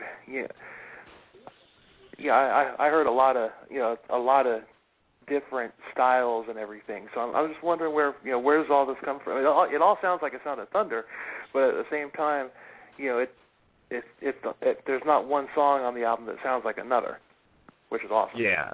I think I have this thing called the painkiller rule, which is it's not really a serious rule, but most of the bands that I listen to started before 1990, and I'm not a real big fan of like super technical guitar playing. I like kind of the looser, bluesier playing, so my favorite players are Tony Iommi, Richie Blackmore, Buck Dharma, and of course I like the guys from Maiden and Priest too. But my favorite stuff is the '70s Luther stuff. And I think if you pick apart the solos, you probably hear a lot of Tony Iommi, a lot of Blackmore. Right. As I got a little older and I learned my theory better, maybe a little Wolf Hoffman. He's really good with his theory and at writing memorable melodies. Wolf. Yeah. So it's really those older guys, like, the looser blues-based stuff is my favorite kind of guitaring. Yeah, strangely enough, like a lot of my vocal influences are from Aretha Franklin and Patti LaBelle, because that's what I grew up listening to. So I grew up listening to that, and I learned to enjoy metal later when I was in my 20s. So all that stuff that I learned back then, I apply to metal. Oh, Wait, absolutely. You're not in your 20s? Sorry? You're not in your 20s? Oh no, I'm totally in my 20s. I meant my younger 20s. Oh, okay. You said back when I was in my 20s. I was like, wait a minute. There's no. Oh no. I meant my younger 20s. A woman's always in her 20s until she tells you otherwise. That's absolutely right. No, I think my wife's still 22, and that's like 20 years ago. But anyway, you gotta respect that. She wears it well. Yeah, she does, absolutely. But so you were classically trained as well, Nina, weren't you? Yeah. Well, sort of, kind of. See, what happened was, my mom took me to auditions, and I auditioned, and somehow magically I got in. I actually never had any formal vocal training, like opera training. I never had any of that. What happened was when I was in like middle school and elementary school and high school, my mom would just take me to these auditions with the thought that, she can sing well, I'm sure she'll figure it out. And somehow I did. So without any training, I was in the Washington Opera when I was in high school, and I took like maybe 2 or 3 vocal lessons after that so that I could learn some songs to audition with. But besides that, everything that I have done is self-taught and the product of the elementary school and middle school choir program, and that's it. Wow. That's amazing. Well, that's one thing I was going to bring her up right there is the choir programs in high school. You can tell a difference in a singer who's been through those programs, and, especially like junior high and high school choir, because there's a difference there in not just the vocal quality, but especially articulation. Yeah, I mean, and actually I wasn't in my high school choir. I was in what we call in around here we have something called the honors choir, and what that is, it's a county thing where they will audition kids from all of the different schools in the whole county, and they'll pick some from it. So you have the elementary school honors choir, middle school honors choir, and high school honors choir. So I wasn't in the school choir at all because I was a theater major, and I wasn't able to take any choir classes when I was in high school. So I just went straight for the honors choir and somehow got in. And I never took any choir classes. I was working at opera when I was in high school, and that was it. Well, we can see why, because, your vocals are fantastic. And Thank you. You're spot on. And I really thought that you had some training in choir because of your art, especially, the vocals are so articulate, you're so spot on. Thank you. Yeah, it was all pretty much the honors choir thing. It wasn't a school choir. It was like a once-a-week honors choir thing. And it was really cool that our county had that kind of thing. I'm pretty sure that most counties have that. But, yeah, that's pretty much all I got. And so what you hear is what I have learned by listening. I can mimic really, really well. That's pretty much how I learned. Well, I'm a singer as well. Thunder and I were in bands back in the day, and I'm a self-taught singer as well. Although I had a pretty good range, but nowhere near the high notes that you do. But the way I would always sing backup, and I realized I had a pretty good range, but I would always take the high end. But my early bands I was a guitar player. Well, I decided to start a new band one time, and it was going to be a 5-piece, and we couldn't find a singer. So I was just like, you know what, screw it, I'll sing. and I've been, I was a singer from that point on. So, You'd be surprised by the amount of range that you can find within yourself. I never thought that I could sing the notes that I can sing now until I started working with our producer, Kevin. And you can probably hear it, like, as our albums have progressed, I've been hitting higher and higher and higher notes. Like, I was not able to hit those notes back when we did our second album, Out of the Darkness. Now I can, and now I'm actually going into whistle tone territory. And you can hear a couple of that. I think you can hear that in Trash, that very last high note that I hit. That's whistle tone. Yeah. So with a really good producer, you can do amazing things. Wow. Well, there's a high note that you hit in one of the songs on the album. I mentioned it on the review, where you channeled your inner Midnight from Crimson Glory. Thank you. I think that might have been the same note that I wrote in my review at soniccathedral.com, that you channeled your inner King Diamond. So that might have been the exact same note that we're thinking of there. Yeah. King Diamond went through this entire band like a plague last year, so you're going to hear a lot of King Diamond probably from now on. Yeah. I love King Diamond. The one difference between him and me is that he sings falsetto, and I try to keep his throat voice as much as possible. The only time I hit falsetto is when I go into those really crazy high notes, and that's when you have to go into head voice. But I try and keep it in throat as much as I can. That's what he said? Chris, go ahead. Yeah, that's what he said, yeah. You've been, Chris, we've kind of been talking, well, Thunder and I have kind of been leaving Chris out. So, Chris, the floor is yours. Oh, I'm just listening to everybody else. I figure if I have something to add up, But actually, I do want to mention that you guys probably didn't know that I know, because I've been friends with Nina on Facebook for a while, and she, you never believe it, the voice that she has, that you actually have asthma, right, Nina? That you have... I do. I have really terrible asthma, and it's only controlled by Advair. And when I'm off of Advair, it's really bad. I will get an asthma attack super easy, and especially during the winter, we have to be very careful. And Josh keeps an inhaler in his car, and I keep one in my purse, and I think we have them hidden everywhere at this point. But yeah, I have really bad asthma. But those notes, that kind of singing requires a lot of breath. So, I think I remember commenting on your page saying that imagine what your voice would be if you didn't have asthma. But is that like a problem, or do you need to, kind of, it's not prep a yourself? problem. Like, it's not a problem right now because it's under control. Like, at this point right now, I have full control. But if I didn't have Advair, it's not under control. When I didn't have insurance for, I think, the first 1 or 2 years of A Sound of Thunder, I didn't have health insurance. Oh, no. For some reason. Oh, yeah, my husband was laid off. That's why. And I didn't have a company that offered insurance. But now that we have health insurance, I'm on Advair, and I have full control. But the first, 1 or 2 years, I think, I didn't. So you might be able to hear that in our first album that I did not have as full control as I do now. Do you think that might be the reason, too, why you are able to hit the higher notes or do more stuff vocally? I can definitely say yeah, because when you hit those high notes, you have to have a lot of control, and that takes a lot of breath and a lot of power. If you do it weakly, it's not going to come out right. It's going to crack, and it's not going to be the right pitch. So, yeah, definitely. If I didn't have that Advair, I definitely wouldn't be able to hit those high notes, even though sometimes if you hold them out for too long, you get really lightheaded, and sometimes you pass out.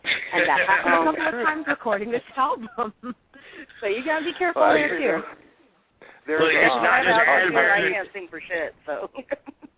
It's not just Advair that'll do that for you. Anyway, go ahead, Will. On Steve Vai's Sex and Religion album, Oni Logan, is that Oni Logan? Who's the singer on that album? Well, he at the end of one of the songs, he hits this note, this really super long. It's not really the highest note, but it's still pretty high. And then they left and as soon as he was done, he's like, "Oh shit, oh my God!" He's like, "My fingers are numb." And they left it on the album. They left it on the tape and put it on the album. Yeah, no, that really does happen. What happens is that when you hit really long high notes, you lose oxygen to your brain. And me personally, when I do that, and especially when I'm doing them again and again and again in the studio, I tend to black out a couple of times, and my vision will go spotty. And a couple of times I almost fell. I fell once, but the rest of the time I was able to keep standing. But yeah, it totally happens if you hold it out for too long. I can't resist, what he so says. we He's like, figured "My out what fingers are happened to numb." Jeff 8. That's what happened when he lost too much oxygen in his brain. Yeah. Actually, we had a discussion about this. We think I might need an oxygen tank, and no. now I can't blame Axl Rose for having an oxygen tank. This has never happened live before because I typically don't just do those notes. I don't rapid fire them on stage, so I've never had the need for it there. But in the studio, it happens a lot. Well, there was. And see, I never would have known that asthmatic? because I'm not a musician and I can't sing, so this is fascinating to me to learn these things. You being asthmatic, I wonder because I've had, asthma. It wasn't really strong, it wasn't really bad asthma, but it was, an occasional thing for me.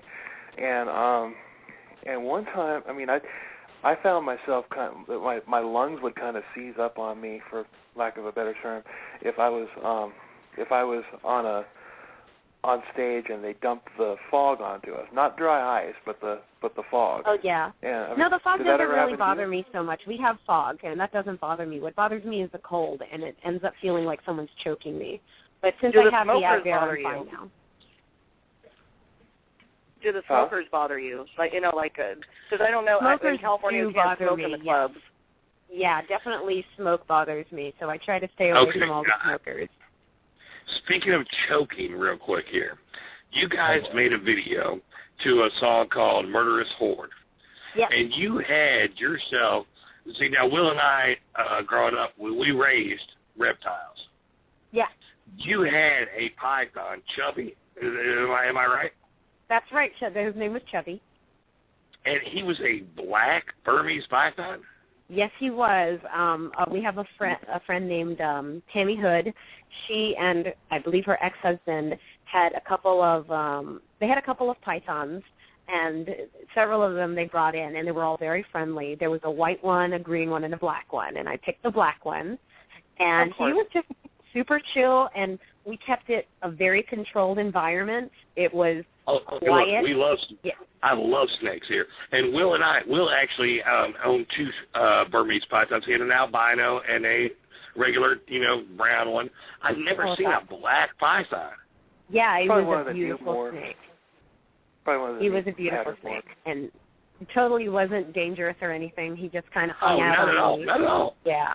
Yeah, I don't know if you know I thought it was this, really but, cool right there.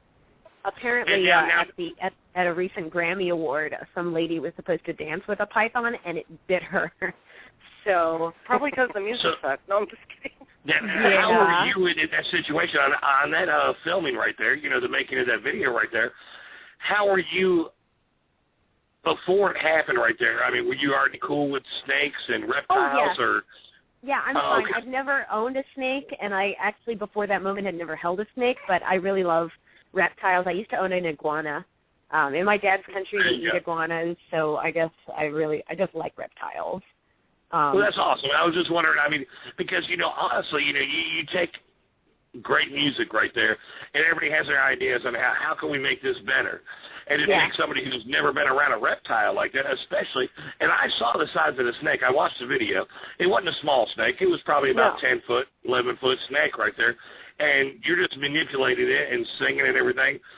For some people, that would be an issue. No, it was very comfortable. My dream was always kind of to imitate Tia Carrera from Wayne's World.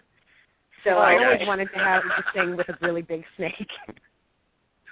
Okay, now you like movies, and you like... Hold on 1 second here, Will. I'm going to make a transition. Are you ready? You ready to push the button real quick? Are you ready, Will? Okay, so now you're talking movies, and you're talking rock movies right here, which you want to consider that a rock movie, Wayne's World. We'll put it in there. Definitely. But there's the greatest rock movie of all times. I understand that there's a picture of you that on a piece of clothing you have a patch that says Spinal Tap. Oh, yes, I love Spinal Tap.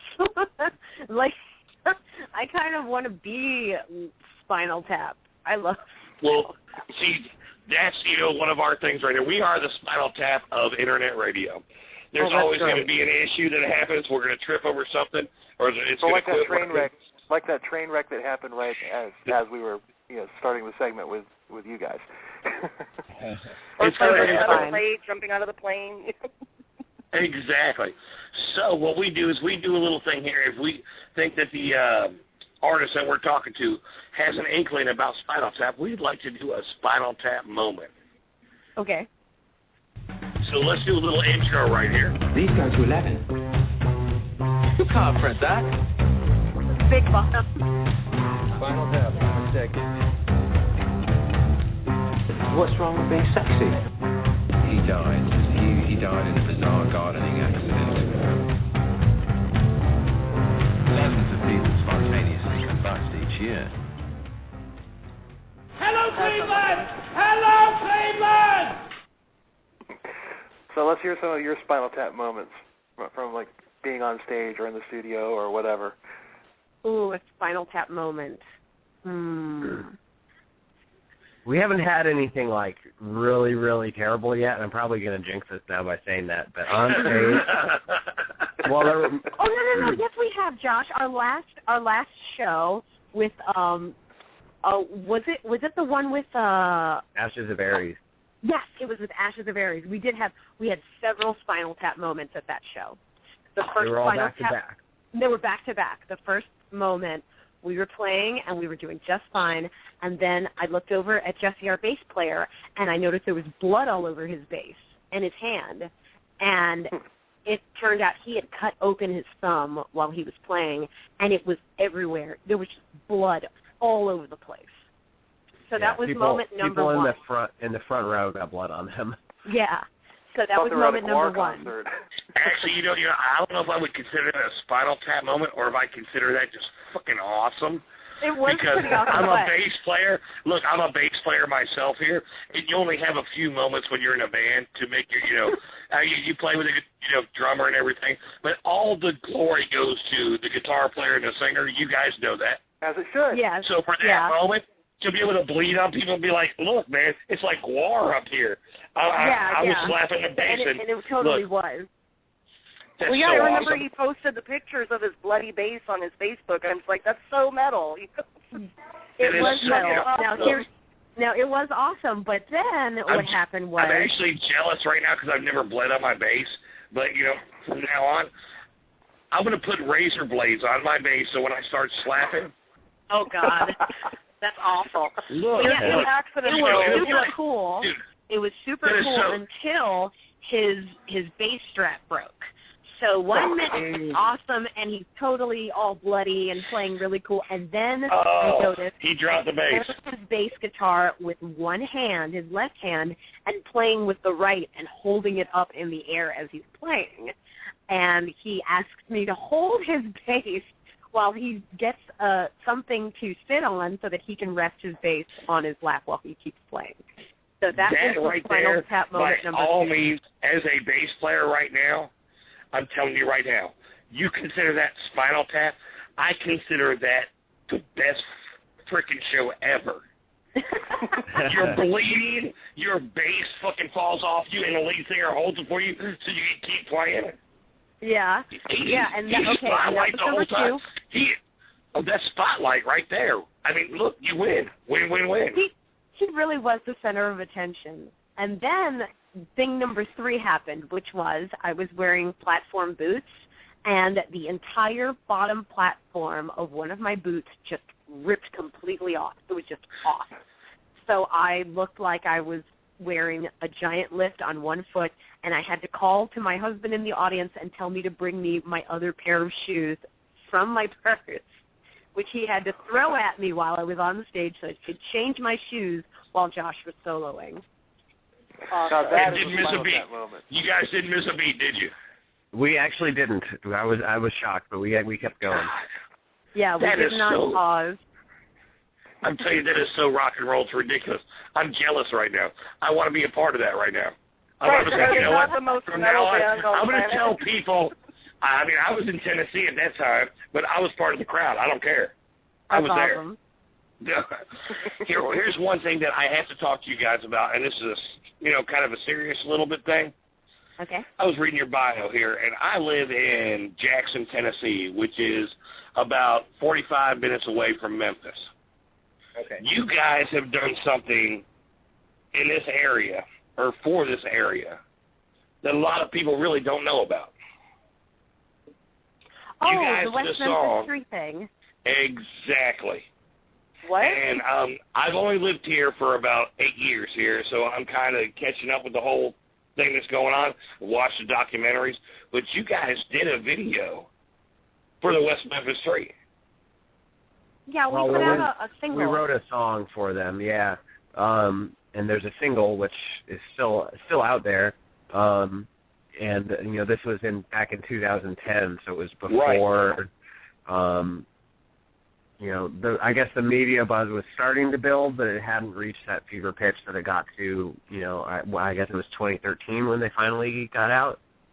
Yes, it was a year and a half ago or something like that. And this is something I'm new to, too. I'm from Florida, but when I moved up here, it kind of, was brought in the spotlight, especially when they were released from prison and all that. And, I mean, a lot of musicians, big musicians, Eddie Vedder and all those, there's a lot of people who... Hold on, I got to interrupt you, Thunder. Chris and I have no idea what you're talking about. I understand No, that, but I do because Disturbed wrote a song about them too, so I kind of know what they're talking about. I can give you guys a real brief rundown. Let me put a little precursor to this. There was 3 children around the age of 6 or 7 years old that were murdered one day, and 3 guys that were metalheads were accused of the crime. Now there's a couple stepfathers that are involved in it, and they're trying to figure out what actually happened right there. There's some documentaries out there. You really need to watch it and pay attention to it. I mean, it's very in depth and very it is very. I'm just going to use the word crazy right there. But a lot of musicians got involved. For these 3 guys. No, they not at all. 3 guys. They were completely they picked these 3 guys because they railroaded. wore right. It was after the Columbine thing, and they wore black jackets, so they were in trouble. Yeah. Yeah. Oh, so these guys didn't do it. These guys did not do it? There's no proof. Yeah. There's no cause or anything to it. And, no. And when I saw that today, and I'm like, because now me being in this area and being, around this, and I watched the release and all that, which, they pled no contest or whatever to get released. Yeah, I they think had it's to say kind of that cool they were that you guilty. guys... No, they never said they were guilty. Of course not. Yeah, they had... And that one guy, the one stepfather who's kind of crazy and the bald-headed guy, you know what I'm talking about. Yeah, I can't remember his name right now, but I know who you're talking about. But I mean, they're out now, but it's still not. They still haven't had justice because the plea that they entered was a technical legal plea, where they're technically pleading guilty, but in their plea they're saying they're only pleading guilty because of the consequences, and they're not actually admitting guilt. Right. It's a bunch of BS, and basically just because they're free, they still haven't had their justice. So as far as I'm concerned, the issue is not done. I agree with you 100%. Justice system hard at work. Yeah. Well, right there, you know what? And to have you guys, not only as good as you guys are as musicians right here, I wanted to give you guys props for standing up. Oh, thank for you. what you believe is right there. And that's just one thing I wanted to put out there. And I'm sorry, Will, to throw you under the bus right there and you not know what's going on here, but No, that's okay. I mean, just look. explain it next time. I'm on board. I'm a team. No, I know you're on board. I know you're on board with it. And it's something that it just is in the back of my head right here. And I saw that you guys did that song for him. And a lot of huge musicians, and not just musicians, but actors and everything, have been behind these people. Yeah.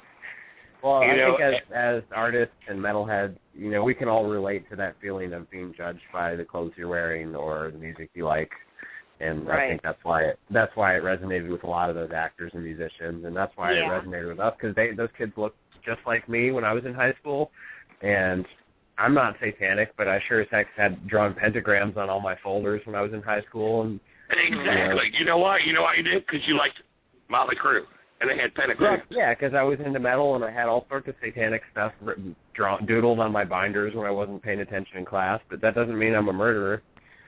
Right. No, it doesn't. It's the same thing with them. And you know what? And I appreciate that with you guys right there. These are three guys right here. And if they did that, well, you know what? It'll come to pass one day. But you know what? The evidence isn't there, and there's so much speculation there. And as I said, I live 45 minutes away from Memphis, Tennessee right now, an hour away from West Memphis, Arkansas.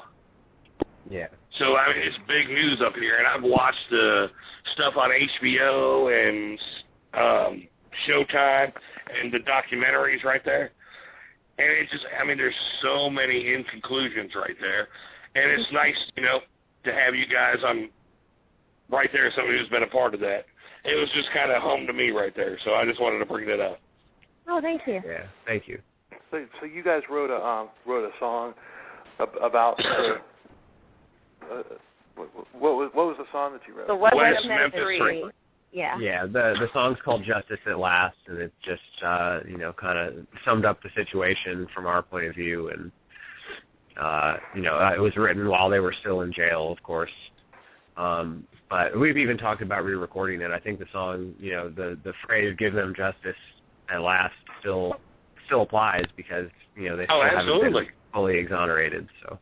Well, I don't think that's a song that will ever be outdated because metalheads are always going to be ostracized and judged and, you know, automatically accused of doing bad things. I mean, if you're a rapper and you rap about killing people, let's give them a Grammy. But, you know, if you're a metalhead, you're just automatically accused of killing people even if you swatted at a fly. Just because I sing about murder doesn't mean I murder people. That's Exactly. Right. Yeah, right. I mean, how many rappers rap about murdering people and nobody ever stops to think that if they murdered anyone, and some of them probably did. Well, actually, you know, and one band that I love right now, I'm sorry, here we go, I'm going to break in real quick. One of my favorite bands of the new era of metal is Disturbed, and they have the perfect line right there. Yeah, I love when Disturbed. they say, I use my music as a weapon.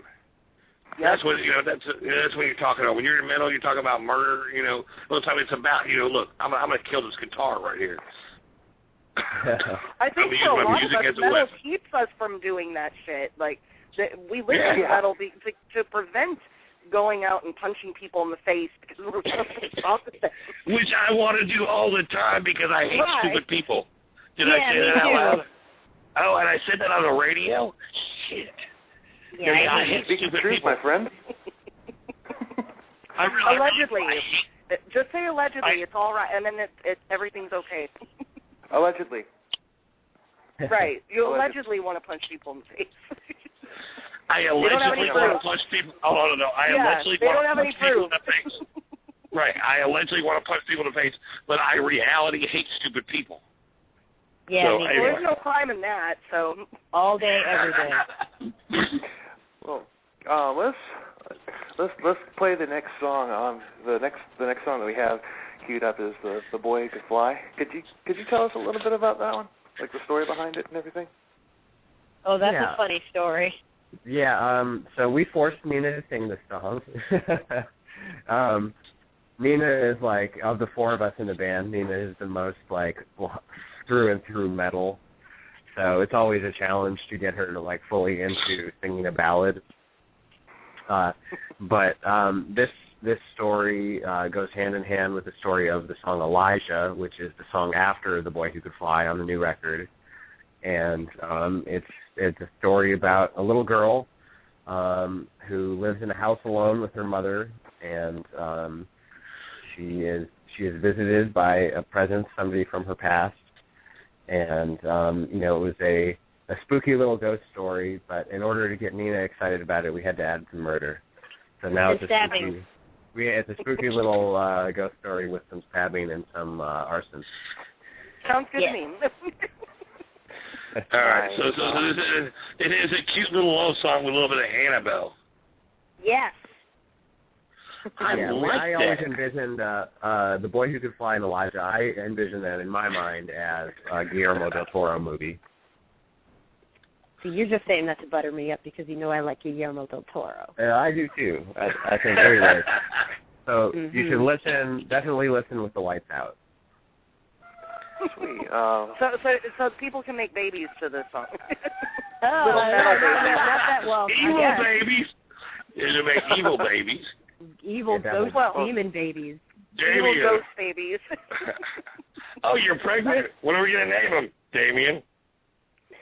Elijah? Annabelle? This is, or Kevin, this is the Boy Who Could Fly by the Sound of Thunder. And we'll be right back on the Will and Thunder Show.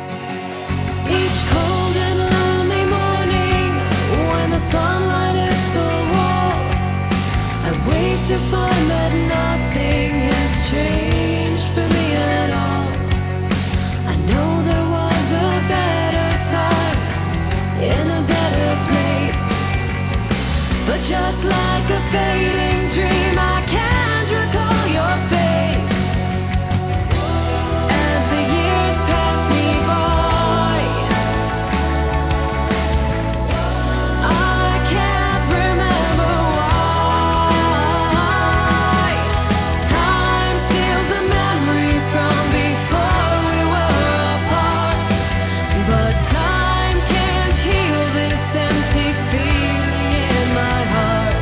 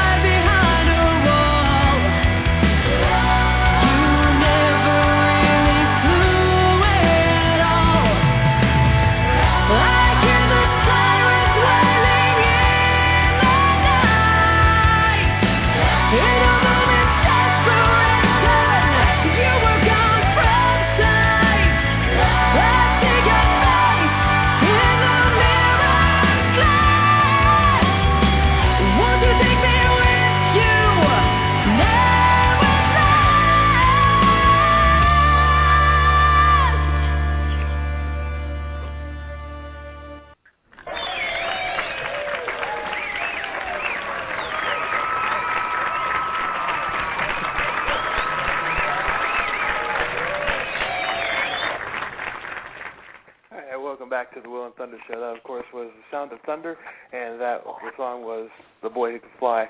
Awesome song, and our studio audience really digs you guys, too.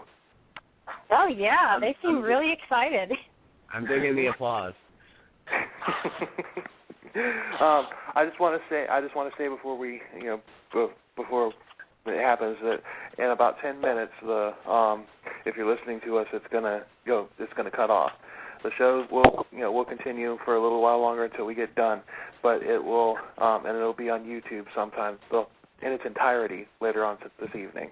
Just want to get that out of the way. So if the show goes away in 10 minutes, don't panic. You'll be able to hear the rest of it later. Awesome. Anyway, I got to tell you right now, man, it's one of those songs right there. I mean, the power's right there. The vocals are awesome, man. You guys, I mean, I've heard from other bands out there. I mean, you see little headlines here, the hardest working band in rock and roll. But honestly, you guys in the last 4 years have put your heart and soul, your asses on the line, honestly, and put out a bunch of music. Yeah, Josh is kind of a taskmaster. Yeah, we've been accused of being crazy. You know, it doesn't make the best sense necessarily financially, but, we're not really doing this to make money. Of course, we like to make money because we put it all back into the band and we can do more things. Right. My favorite bands from the 70s, they were all before my time, but bands used to put out an album every year. That was just the way it was. And, now it seems like it makes more sense to do an album every 2, 3, even 4 years and spend more time touring. But Actually, that sucks because as a consumer, as a person, I've been a musician, man, and I love music. I love playing, but I always love giving a little something new out there, man. And when you have that, and you guys have that drive right there, you guys literally put out 3 albums in the last 2 years. You started your EP, you did a full album, and then you did another full album. Well, this is actually our 4th. I guess it's our 4th within less than 4 years. And it's a lot. I mean, and they're all an hour long. So I have a question here. Who has the rich granddaddy who's giving you guys the time to do this? Because that would be I don't think that you guys can hold a job and do all this. I mean, if you do hold a job and do all this shit, hell, you guys never sleep. I mean, one of they the... don't. I don't think they sleep at all. One of the... I don't think you guys do either. Advantages was that, we're not a bunch of 18-year-old kids. So, Chris, our drummer, when he's not doing the drum thing, he's the manager of a physical therapy clinic. So he does all right. And right. especially when we were just starting out, that was really important because between the 4 of us, we were able to scrape together enough money to do the first EP and the first album. And then, we went way out on a limb when we did the second album, Out of the Darkness, because that one cost a bit more. But, it panned out because Out of the Darkness was the one that, really kind of established our name. People started to know who we were. And then by the time you get to the third album... Oh, yeah, go ahead. I'm going to tell you something right now. I read your bio right there, and I saw how you guys raised your own money to do this, and you guys would set limits and blow it out the water. That's work, son. That's work. I mean, you're putting your feet to the ground. I mean, see, there's a difference in my day and your day. I'm 41 years old, and you guys are probably in your 20s right there. But you had the same work ethic that I did. I mean, when we went and played a show, we put flyers on walls, and we put them on, a post here and there. But you guys are doing the same thing. You guys are doing the same thing, and you're putting work to it. Instead of brick and mortar. Yeah, it's a lot of work. Exactly, and you know what? And you guys work it, and you guys do it. And for you guys to your first, well, not first album, but it was your third album that you guys actually set up a thing and said, you know what? We're going to make $8,000. And you made, what, $9,400? Yep. That's work. That's work. That's skill right there. And for the 4th album, you did even bigger than that. That shows right there. Not only are you musicians, but you're entrepreneurs right there. And you're like, look, man, we're going to find a way to get this music out there. Well, I think it also shows the enthusiasm of the audience, that how hungry people are for this kind of music, that they're willing to basically put down money. I've seen what people put, like $3,000, $1,000 at one time for this. Yeah, we had 2 people put down $3,000, and I think 3 people put down $1,000. Wow. Yeah, I know one of the people who they put got down a free copy, right? A lot more than that. Yeah, it's just proof in the pudding right there. It's just proof in the pudding right there that your product is good. If not good, better than great. Those donators that I finally get to see them in November. So, I'll see you guys hopefully. Yay! Yeah, I mean, we'd like to take credit for it. I mean, it is work getting the word out there, but those numbers and those successes with the Kickstarter campaigns are, those are because of our fans. And one thing that we've said before, and it sounds like it's just a catchphrase, but it's really true, is that our fans, they are our record label. They're, the job of a record label was to finance the record. They were like a bank, and that, because a musician back in the day, it cost so much more to make a record, you couldn't hope to finance the record. Here's the deal. The record labels might write you a small check, and you might get a check, but it's the guys that listen to your music, they go buy your album, who pays your rent right there. Well, there's an advantage to the way that they're doing things too, because if the fans are the record label, then they can make the kind of music they want. Where the record label is telling them, well, you need to have more ballads. This is too much of this, or this band's doing this, so you need to try that too. And trying to tell you what you should be. You need a 4-chord song. Yeah. Right. Well, the song that you guys just played. Yeah, they the labels that we talked to about the last album, they wouldn't have let us put that song on the album, so there would not have been A Boy Who Could Fly for you guys to play, because these metal labels, they want everything kind of prepackaged and controlled. They want you to be a certain way and dress a certain way, and look, man, thanks for keeping it real, man. I have a pair of questions.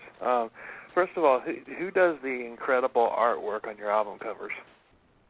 Oh, that is Dusan Markovic. He is a super talented painter. We met him. Well, we didn't meet him.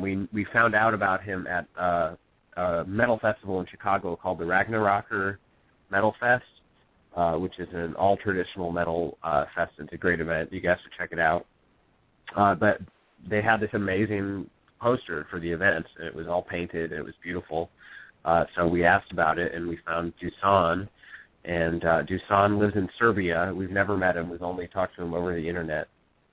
Wow. The first piece he ever did for us was the Queen of Hell painting, which he took Nina gave him the ideas in writing and a couple of sketches of her character, and he came back with this amazing piece, and we were like, that's our guy. He's fantastic to work with. So he did Time Zero after that, and he did the new album, The Lesser Key at Solomon. He did the cover, and he actually did a painting for every song on the new album. Yeah, I was going to say that I was going to compliment you again and use a Rush reference. I like how his music is so much, when you look at it, it complements the music so much the way Hugh Symes' artwork does with the Rush albums. Like every one of his album covers complements what the music is about and what the theme of that particular album is. And I like that this guy's artwork does the same as well with your music, because that's kind of what drew me into your music. Is my friend Tim had your Queen of Hell song on his Facebook, and I saw the image of, with the video and everything, and so I had to click on it, and then from then on, hi Tim, if you're out there listening. But yeah, that's what drew me in. It's like, wow, that's a badass looking drawing, and let's check this out and see what it is. We've got 5 people on the line right now, so I'm sure there's at least one more person besides me that knew the kid that got into Iron Maiden because Eddie looked awesome. Right. Exactly.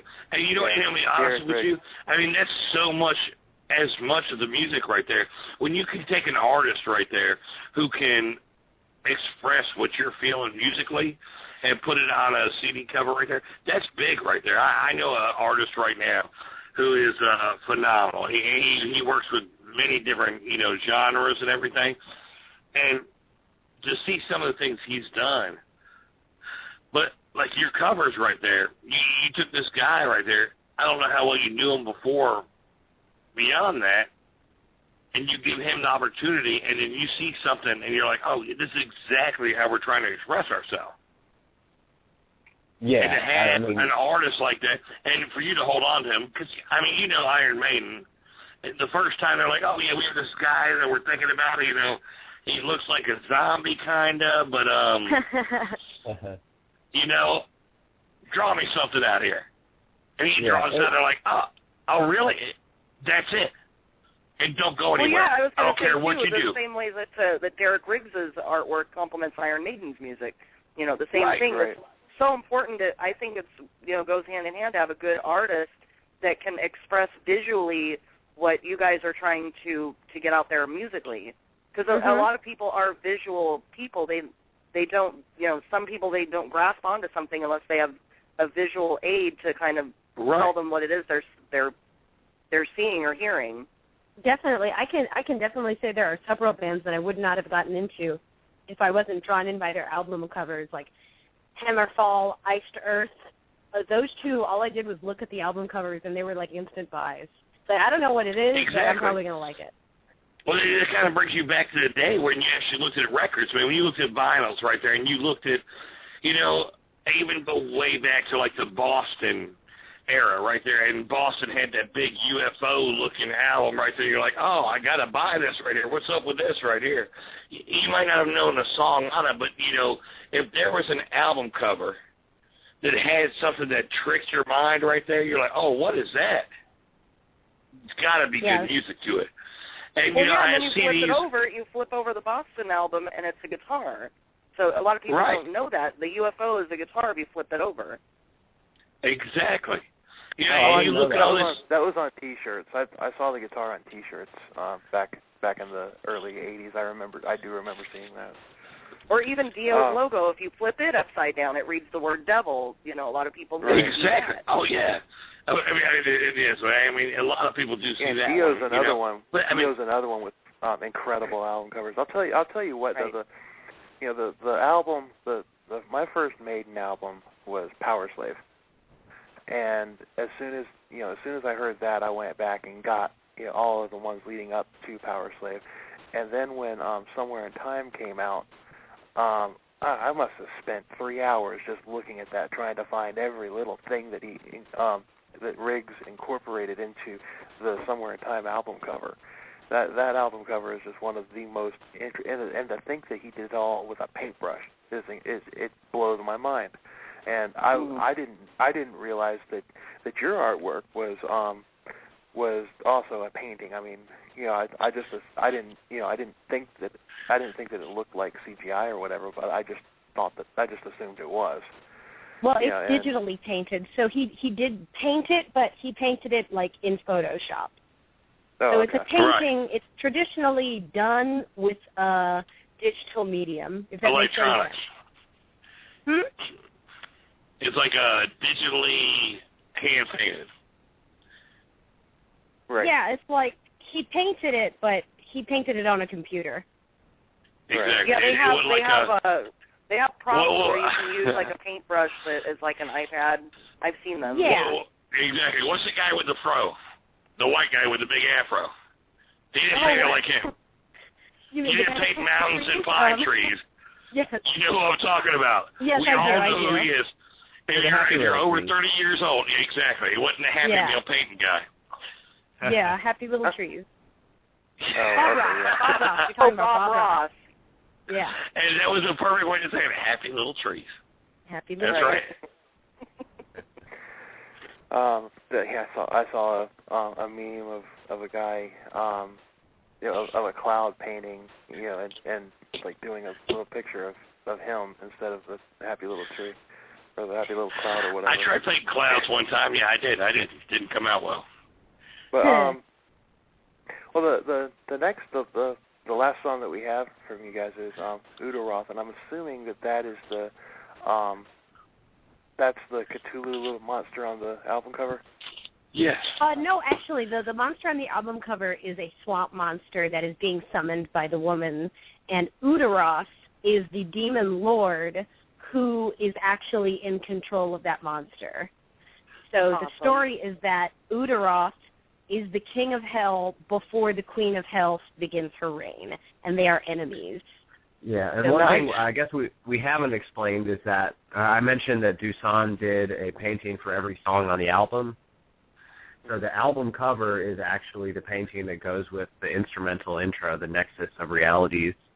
And that was a title that we sort of took from Marvel Comics. They have something called the Nexus of All Realities, which is just, the concept is just a place in the world where supernatural energy is focused, and it allows you to go into other dimensions or other worlds. And so the woman you see she's at the Nexus of Realities, and she's opened a doorway, and what you see, what she finds from the other side is the monster. That would be a pretty rude surprise to open the door and see that looking at you.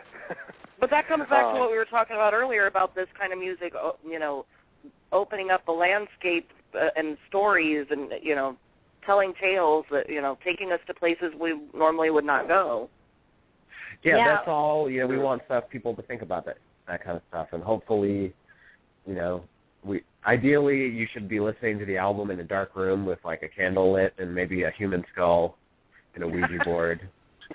Awesome. Just tell a story right there, and just opening your eyes and your heart and your mind and your emotions to, not just the music to it, but you telling a story, and that's a beautiful thing right there. It's awesome, man. Yeah, is the story of the Nexus of Reality and Udoroth and everything, is that an original creation of you guys', or is that something that you basically wrote about? Is that a pre-existing Well, they're story all, none of them are taken from books or movies, if that's what you mean. Most of the lyrics on the album are Nina's, and so Udoroth was her creation, and that was part of her story. She also created the Queen of Hell. And so we have this whole mythology about the Queen of Hell, and Udoroth is her nemesis and also kind of her creator in a way. And so at this point, we've got a song cooking about her boyfriend that dies and becomes an angel, and they have to fight later. And we have a whole story fleshed out based on Nina's ideas for the Queen of Hell that she's had you had that for a long time, right, Nina? Yeah, I've been writing that for like 10 years now. Oh, wow. And so a great album name right there, The Queen of Hell. A great album title right there, and you have anywhere to go from there. Oh, yeah. I'd like to invite you on, the Tuesday before Halloween, we're doing a Halloween special. It's not going to be anything like a normal show for us. We're going to do like Halloween stuff. I have a dramatic reading of William Telltale's or William Edgar Allan Poe. Damn, The Telltale Heart. Spit it out, buddy. Yeah, right. I have that, and I'm going to be playing that, and I'm also it has mood sound effects and stuff like that, and music in the background. It's really it's a really good reading of The Telltale Heart. Awesome. I'm also writing something original, along the same lines as, not the same storyline, but it's gonna be a dramatic reading with all sorts of stuff, happening in the background. But if you guys have something that's like really freaking scary, dark and demonish, or if you guys want to write something specifically for it, I mean, we'd be more than happy to have you guys on for a segment or two on that particular show. The band from South Africa, Terminatrix, we had them on a while back, and they're gonna do something original for us to play. They won't be able to be on the show because they're 6 hours ahead of us, and we're not going to do an early show on Halloween. But no, we got to be as close to the witching hour as possible. Right. So, but I mean, I'd love to have you guys either come up with something, give us something that you've already that already exists. It's just like really scary, really creepy, really hair standing up on the back end of your neck if you're listening to it. Or if you want to, if you have the time, come up with something something brand new for us. Doesn't have to be anything long or anything. Just doesn't even have to be. I mean, it doesn't even have to be a song. Just something. Okay.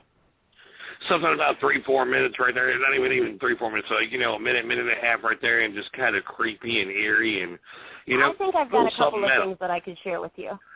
Oh, That's right. Awesome.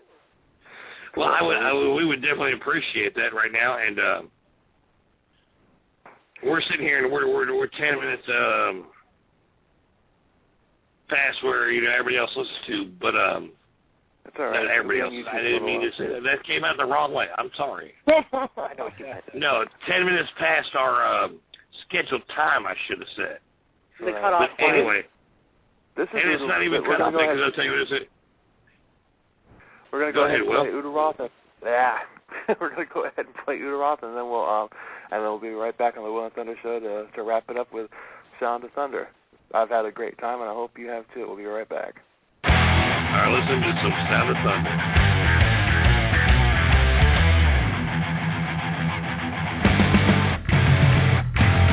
Once minuscule crawl from the ranks of crime, condemned to pay for every mortal crime. A soul so loathsome even demons tremble. His name is misery, this page is mine. The lust for agony has all laid dormant.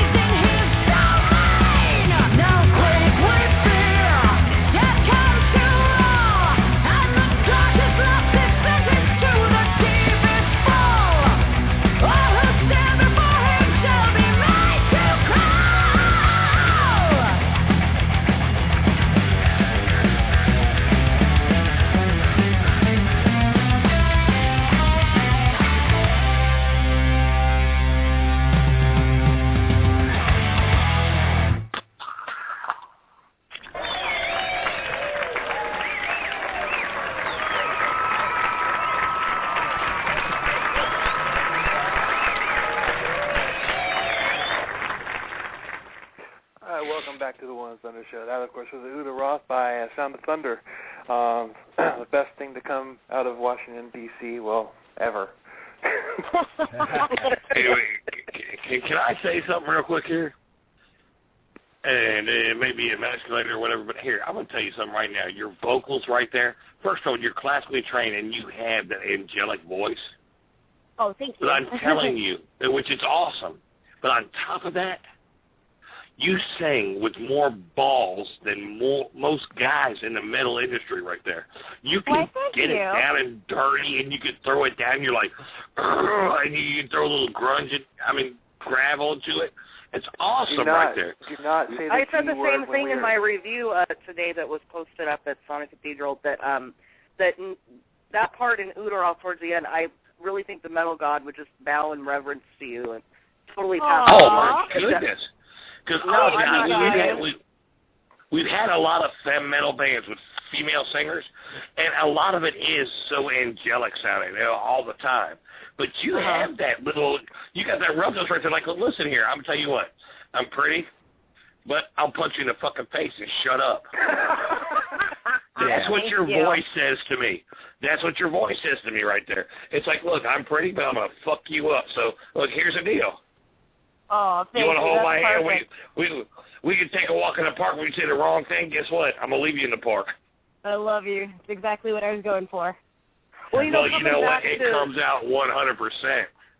Coming back to what we talked about earlier before the band came on the show about the article of, linking classical and metal music together, Nina actually has done, is doing or has done musical type stuff.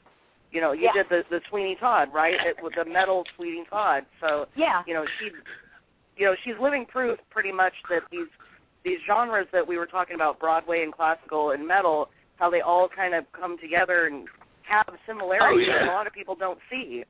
Uh-huh. Right. Yeah. It's the sad thing is you take great musical aspects of things like, Broadway, and you take classical, and you take opera and all that. It's the same genre with metal. The only difference is that, you know what? The instruments are electrified. Yeah. The vocals might be a little louder, a little bit more rough, but it's the same thing. I mean, the intricacy is so there on every aspect of it. Yep. Well, Sabotage kind of, Sabotage and later when they started TSO, kind of merged the two into one single entity and everything. And this is a story I love to tell. I was kind of the black sheep of my family growing up. Well, still am. But one time I was. Hey, Will, real quick. Chill. Before you go any further, I just want you to know that I love you. Okay. Thank you. Feel the love. Anyway, go ahead. No, anyway. Because we have to do a show next week, and I don't want you to commit suicide tonight, I mean, so tell your story. King where you need it. This is an awesome story. I can show you the world. I'm just kidding. Anyway, go ahead. I'm going to mute you. You think that scares me? My aunt Break it up. You're the first one. You're not the first one that tried that. I'm muting you. Anyway, my aunt was is a religious, hardcore religious believer and everything, and she was always down on me for playing metal and all that stuff, down on me for listening to metal and everything. Well, one Thanksgiving I was over at her house because she was hosting it that year, going through her CD, looking through her CD rack, and what do I find? I find a Trans-Siberian Orchestra album. I'm like, I said, hey, come over here, please. What is this? She said, oh, you might actually like them. This is that's called a symphonic, or a symphonic symphony orchestra, or something like that, or whatever. And I said, do you realize that these guys used to be a heavy metal band called Sabotage? Oh, you own that? Own it, and love it, and live it. Am I still muted? She she, no, I never muted you. But, well, I shut up, but, so it worked, all right, you son of a bitch.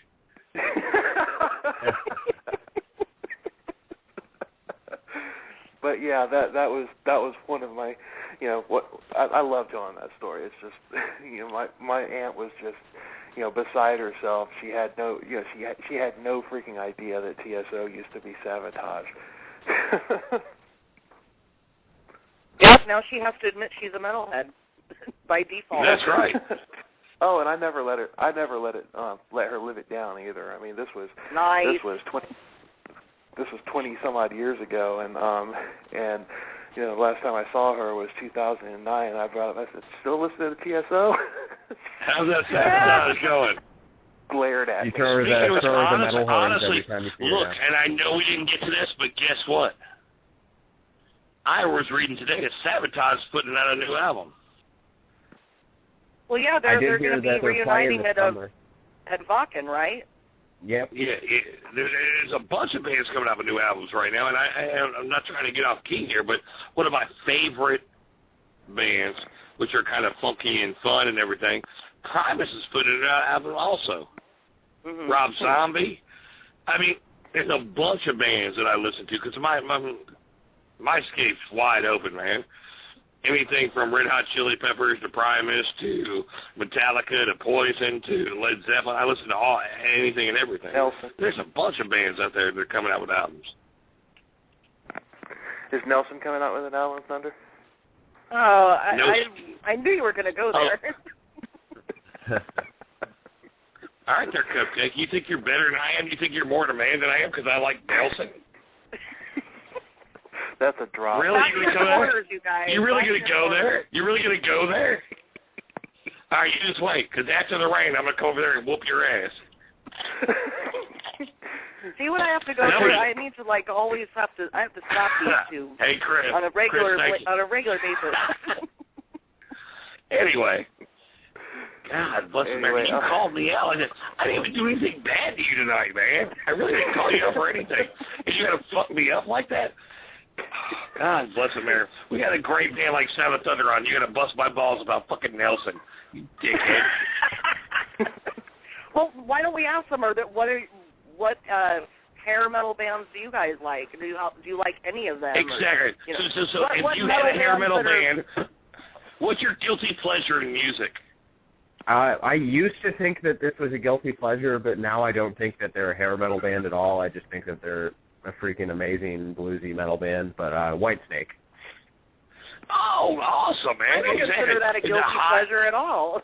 I don't Yeah, know. No, dude, I mean, they got, their biggest album happened right when they all had huge dyed hair, but, other than that, I don't think they're a hair metal band at all. But yeah, I used to think that my Whitesnake fandom was something to be ashamed of, but now I know better. It's not. I mean, any band that even if it was for a limited amount of time had Steve Vai as a member, they don't. There suck. you go. Yeah, or John Sykes, or Vivian Sykes, Campbell, or Vivian even Campbell. Or someone who sang Martin. for Deep Purple, But the only reason I like fucking Nelson is because my girlfriend was hot and she liked the band and I used to You sing don't it need to to her. justify All right, leave it yourself. We alone. went through this last week. After the rain, every time I sang that song, I get a blowjob. That's why it was good, all right? And I still love it. Memories. So I still And remember you that, haven't all got right? one since, have you? God, you guys are killing me here. How I'm not about endorsing you- their music. Look, their dad was a musician. They were just fucking blonde-headed guys right there that had a minute. But, that minute helped me out for a minute. Well, it's probably a good time to be a Nelson fan now, right? You could probably go see him in a bar and be in the front row. Oh, God, but all right, first of all, I love you. Thanks for being on the show, but you can't bust my balls on my own show, damn it. I think I just did. I don't know. And you look, I'm going to tell you right now, that was awesome. And that was so rock and roll that you just fucked me up on my own show right there. But now I've got like 7 more therapy sessions right now. I was almost done. Thanks for playing. We love you, Josh. We love. Damn it. You just had 2 more days till retirement. Your retirement hell. And everything. Retribution's what I want right now. That was fucked up, man. I was just playing, man. I've been talking about how much I loved you all night long, man, bro. I thought we had a meeting, you know? Fuck, I thought we were boys right there. And I just got fucking knocked down like I was a kid on the playground, the little kid. It's all right. I think Nelson's hot, too. Hey, you know what? Yeah, of course you do, because you know you're a girl. I didn't think they were hot. I never said it. And you said, I think they're hot, too. I never said they were hot. Are you fucking kidding me here? In a different way. No, I said I was happy because my girlfriend liked the song and it was a blowjob every time. That's not gay at all. See, you thought they were hot in a different way, like, you know, like that. God dang. All right, you know what? I regret that I ever said that word, Nelson, ever again. No, I'm not making fun of you for it, you know, because they did have good songs. It's and fun. Their dad was talented. I mean, no, you guys have fun doing the show next week when I'm not here. Oh, you better be here. We're gonna have to send him back to the shrink. God damn it! You're paying for it, Will. You're paying for it. No, my shrink told me, do what's good for you. Don't go to things that are bad for you. I'm just kidding. That's not real. I don't see a shrink. Fuck that motherfucker. Tell him to shut up. And your couch is uncomfortable. Why don't you get a good couch? You want to get in my good things right here? Get a good couch. Anyway. Good Lord, that went that far with the word Nelson. Love you. I mean it. You guys were worried about it. And you guys were worried about me for a minute. And we still don't know who Nina's guilty pleasure is through all that. Yeah, who is Nina's guilty pleasure? I don't have a guilty pleasure because I don't feel any guilt. Bravo. Yeah, I feel the same way. But, I mean, if I were going to say, like, who I like that Josh would hate, probably Necrogoblicon. Do the who? Necrogoblicon, but I don't feel any guilt for that. I just I've like never heard. bands where the singer is dressed as a goblin. Oh, that sounds awesome to me. I have a question, though. Now, Nina and Josh, you guys are, what, 22, 23, 24 years old? Yeah, something like that. Yeah. Yeah, so you guys don't hear around Nelson, so, you know, that's okay. Then I'm okay. I mean, it's had a minute right there. Damn. Hey, Thunder, you're the one that keeps bringing it up. I know, because now I'm upset right here. Now I have an issue. No, I'm actually 35. Cool. No, I'm actually whatever you said. It's fine. Yeah. Okay, Yeah. fine. We're going to stick with the 20. Yeah, I'll be That's 22 right. forever.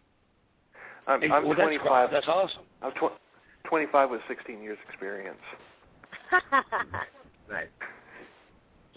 I'm just old. But even as a young 22-year-old, I actually do have to get to work tomorrow, so I'm going to have to say goodbye soon. Oh, well, I'm so glad you were able to come in and talk to us about Nelson for a while. Of course. Yeah, thank you. Awesome. Yeah, thank you guys for having us. I mean, this whole metal thing is it's a real small world, so you know I'm sure we'll get a chance to meet you guys in person at some point. But thank you for having us. I can't wait for that. But thank you guys for being a part of this show right here. For you. Yeah, we're glad to do it. Yeah, thank you so much. Yeah, we had a blast. Well, I always have a blast talking to you guys, so. I was going to say I've got Will and I've got Chris on my Facebook, so Thunder, if you want to look me up, I'll be on. Dude, I'm going to do it here in just a minute right there, and I'll be on there. And, you know, I don't just even have a have you on Thunder, and I'm Facebook, Kevin Thunder. Thunder. What's up? I know. Look. I've got 6 kids, man. I try and do Facebook, and I got to be. I'm working my best at it right here. I'm 41 years old, and I'm trying to figure out the social media. It doesn't work that well. How you can do it? Hey, look, if you get on Facebook, you'll see that my 62-year-old mother is on Facebook all the time, so there is no excuse. Yeah, and you're right, but you know what? Then I do see those insurance commercials where she's breaking candies on her table, and I'm like, that's me right there. Yep. I'm playing Candy Crush. All right, Anyway, guys, I'll talk to you again on Facebook, okay? You guys have a good night. Yeah. Have a good night. Thank you guys. Thanks for being Good on night, the show. thank Thanks you. for being on the show. Yeah, Good night. guys, thank you very much again. I'll talk to you all online, okay? Bye, John. All right, I'll see you thanks. later. All right, have a good night. Have a good one. Thank you for listening to the Will and Thunder Show. The band that's going to take us out is Beyond the Fade from Charlotte, North Carolina. You can find them at Beyond the Fade at Twitter and also at Facebook, Beyond the Fade. The song's called Lights Out, and they're going to take us out.